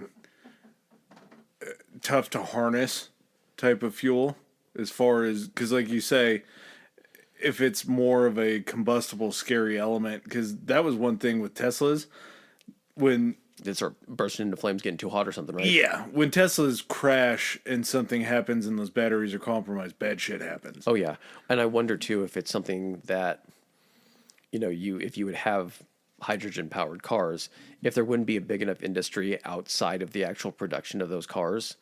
Because like if you think about a car now, it's like not only are you getting the car, but you're also now supporting, you still have to do tires, of course, if you have a hydrogen powered car. So you're still getting, petrol, rubber industry, but you're no longer tied to the gas or, big oil or anything like that. So whereas the infrastructure is just building the cars. After you send the car off the lot, it's like, oh, there's nothing tying you here. We're the only ones that can work on it, everything, because this is new technology. Or probably you're not going to fucking go in your garage and be working on your hydrogen fucking No, fuel cell that's or whatever. not. You're not. No, you don't know how to. You're not changing the oil. It's a anything Tesla. like It's that. the same thing with electric cars. You got to take them back to a certain place to have them worked on. But Well, and anything like Tesla, to me, Tesla, all it is just a proof of concept to the strength of their batteries. Mm-hmm. Because all Tesla does with cars is prove that this can be used in a myriad of other elements that need energy. So if you can prove that you have a Tesla car that's on the road and is stable and you can expand the range of it for the batteries, then it goes into trains, then it goes into planes, then it goes into... how many trains run off electricity where you see the wires above them and they're always connected to them? So, I mean, that technology is there. But that's just, if any, we'll pick our favorites, but if anything could have changed the course, I think, really, of our society, it actually probably was this one invention that got snuffed out. So what's your favorite out of all the good ones? If you had to pick off the list that we named, that you think had the biggest impact? Zippers is off the table. That's top tier. That's untouchable. Because obviously that has probably the most far-reaching. As simple as it is, simplest ideas are usually the most successful. Zippers is definitely 1-1. Just to give myself a little challenge as far as daily uses. I mean, video calling, wireless phones, all these things that have led to the technology that we use today are just always, they're life-changing. But I'm going to have to go with the ice cream cone, because the ice cream cone became a vessel that you could carry one of the stickiest substances known to man. It's worldwide. Worldwide, yeah. And it's not financially dependent on you being rich. It's on it's ice cream cones aren't a, would you consider an ice cream cone a luxury? No, ice cream cones, you go into a place now to get ice cream or frozen yogurt or whatever, the ice cream cone is the cheapest option. Mm-hmm. It also holds the least amount of ice cream, but a cup is normally now, or a specialized waffle cone and stuff is normally, that's, you're paying a little bit more. That's your baller status. It's luxury. But the ice cream cone, if you were to just say ice cream, I mean, the cone itself, you just show someone an ice cream cone, they know what that is. It's now the preferred delivery method almost for edible. Ice cream. Yeah. There's zero waste to an ice cream cone, because even if you don't eat it, it's still going to be biodegradable. And then you ramp up the technology now where you can fill the whole cone up and you put that little chocolate. Remember those Schwann's ones? Yeah. With the chocolate fudge at the bottom and everything? That gave you all the incentive to eat the whole cone. So you got down to that chocolate at the bottom. Well, and it's a vessel that almost saves you from sticky hands that we'll get everywhere. Just the convenience. Not your child. Well, It's impossible to stay as an adult. Yes, you can strategically lick around it to keep from dripping. As a child, you don't have the wherewithal for that shit. You can drive with an ice cream cone in your hand as an adult. You don't feel bad about throwing it out if you have it left, because it'll just get eaten and everything. Yeah, it's something that everybody uses, and not to mention you can make a sugar cone for 3-4 cents. Like just the cheapest thing that you could ever imagine, but has held the test of time for hundreds of years, 100 years plus now, that we still see everywhere. And an ice cream cone is just the most iconic thing. You could take somebody that had been in prison for 30 or 40 years and bring them out and show them like an iPhone. It's like, what the fuck is that? That's the craziest thing that I've ever seen. Ice cream zones haven't had to advance beyond what they are. Wireless phones, they're now almost completely the technology is, it's in the wheelhouse, but it's so drastically different from the advent of the wireless phone. The ice cream cone, it's still a cone, it's still edible, it's timeless. It's proof that we got it right the first time. Yes. All right, I'm gonna go with hamburger. Hamburger's also a very good choice. I mean, yeah, we have stuff. We got color TV, we have the wireless phone, all that kind of stuff. But if you were to worldwide, find out if people were more familiar. I understand they say everyone has a cell phone. Everyone in a developed culture probably has a cell phone. Yeah. A lot of people don't have cell phones. It's just as simple as that. Mm-hmm. But there's a fucking McDonald's or something fucking everywhere. On every block. And the only reason McDonald's ever got as popular as it did, not just because of their method of like serving and everything like that, fucking hamburger, man. So easy. It's its own little carrying device. It's a portable meal. It's like you said, I don't think the hamburger as we know it, like you said, was the first advent of it. It was probably 2 pieces of bread. It wasn't a toasted bun or anything like that. I'm sure that came along shortly after, when people started complaining about like, hey, I need a little toast barrier here to stop all the stuff from leaking through, or just that circular pattern or whatnot. Split bread ain't working. Square bread, round. What are we doing here? Either be Dave Thomas and make the goddamn squared patties, and then end up moving to a circular bun anyway. Which I don't know what Dave's doing there. Do you imagine if Wendy's would have just stitched with a square bun and that could have been their thing, like White Castle? A huge. They would own their own corner of that market. They're already synonymous with the square patty. Yep. But just the simple fact that I don't know, you'd be hard pressed to find somebody outside of somebody who was born and never had meat, but they still know what a hamburger is. But you'd be hard pressed to find anybody that has never had a hamburger. I could find you people that maybe haven't really used a cell phone or don't have one or something like that. But I don't know if I could find you somebody that hasn't really had a hamburger. Well, and this is where the sentimental side of me kind of comes in with food. Is you can go and have like a 5-star meal somewhere and pay $1,000 a plate, and it's going to be incredibly delicious. You're going to experience flavors and textures and I was going things. to say the flavor profiles that you're going to have are going to be so, top tier and outrageous and so different from one another. It's going to be the peak of those. And that's something that you can kind of compartmentalize as a single memory. But a hamburger will evoke so many memories. As far as like a smash burger, it'll take you back to getting done with a Little League game and going over to the cart and getting a burger after We can get a McDonald's game. on the way home. Yeah. I don't feel like making dinner. You guys want McDonald's? Yeah. The quickest dinner that you could get for a family. The most coming exciting home. dinner. It was that or pizza. And yeah, as far as that goes, you can always remember like a very good, delicious, expensive meal, but a very good, Do delicious. you remember that more because of the money you associated with Because it was a an experience? yeah, it was more of an experience in the actual thing. But I would put a good burger made with care and love up against those big, expensive meals, because you can still coax the kind of different flavor profiles out of a Sauces hamburger. and toppings and the makeup of the meat and what you choose to put in the meat and the cheese that you use. Exactly. Yeah, you can make a cheeseburger 15 different ways. Flavor of the bread or the sesame seeds on it can completely alter the flavors that you're receiving. I'm trying to think too, like, what food as a kid, pizza's always up there. Remember when you were a kid and everyone was like, what's your favorite food? And pizza. You never really thought about it. Pizza was just one of those things that you got to have, and it was always, you never had sad pizza. No. Pizza was never for fucking, pizza was always like, oh, it's special. The thing about that is, like, between pizza and burgers, was there ever a food or a meal that invoked such like an exhilarating feeling as a child? Like, we're getting McDonald's. And, you had the Happy Meal, you had the toys, little bonus that went in there if it was Hot Wheels week or if it was something cool and everything. But, man, just an entire industry completely built off the back of the burger, and having its humble beginnings in 1904 at a World's Fair, and just it branching out from there.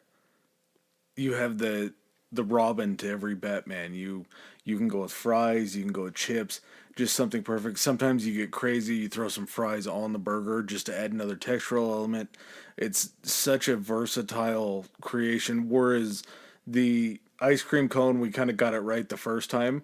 A burger can constantly just be changed and tweaked. You can throw it in a tortilla for a Spanish Mexican burger style. You can do anything Casserole, that you want. cheeseburger casserole. Yep. Yeah, it led to so many different things. I know it sounds kind of silly to talk so, lovingly and put burger on such a pedestal, but I mean, boil down what such a simple thing is like, we got to make a bunch of shit real quick for people to eat while they're walking around. Well, just like, like we can do more meat if we do ground beef. Let's save ourselves some money. Let's do ground beef. Doesn't have to be even the highest quality, like a steak would have to be. And then what do we put that through? I don't know. Let's just make a freaking beef sandwich. How do we get this out faster? Well, if we cook 1 8-ounce patty, it's going to take 3 to 4 minutes on each side. We can put them, and we can just make them a circular pattern. We can just pack them in and line them all up. Yeah, or we can cut that in half and we can do 2 4-ounce patties. We can cook it in half the time and still provide the exact same amount of meat. There's so many different ways that you can cook something faster, more efficiently. Yes, cheaper. You can add fillers by putting in lettuce, tomato, things that are 1 and 2 cents a portion. Who's that gonna, you can and put who on eats these. those things by themselves? Like, can you think about that? Like, what do you think as far as this is getting like down a hole on these? I could do a burgers. whole episode on burgers pretty easily. How much do you think the burger industry, lettuce, tomato, onions, what percentage of the lettuce, tomato, onion industry has ties to like burgers? Has to be the market share.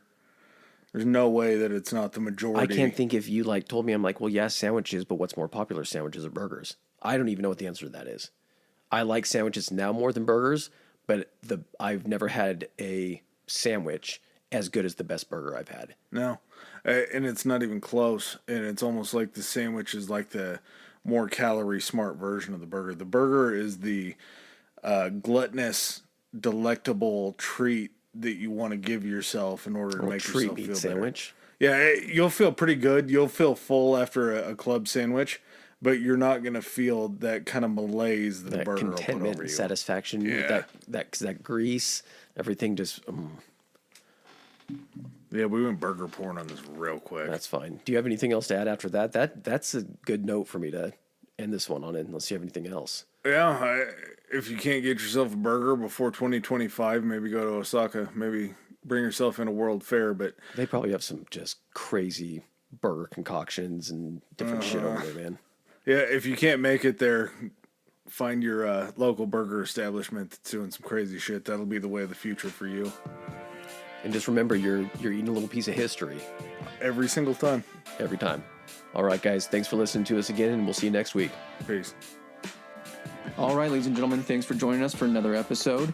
If you like what you heard, hit that subscribe and like button. Follow us. If you didn't like what you heard, still hit that anyway, because we'll probably cover something in the future that you do like. Please follow us on our social media. Adam, hit him with it. Our Instagram is historically high pod, historically high pod, and we are on Twitter at historically high. That's historically HI. All right. And if you guys want to send in any feedback, suggestions, hit us up on those two, or you can even do it on Gmail. It's historicallyhighpodcast@gmail.com. Thanks again. Peace.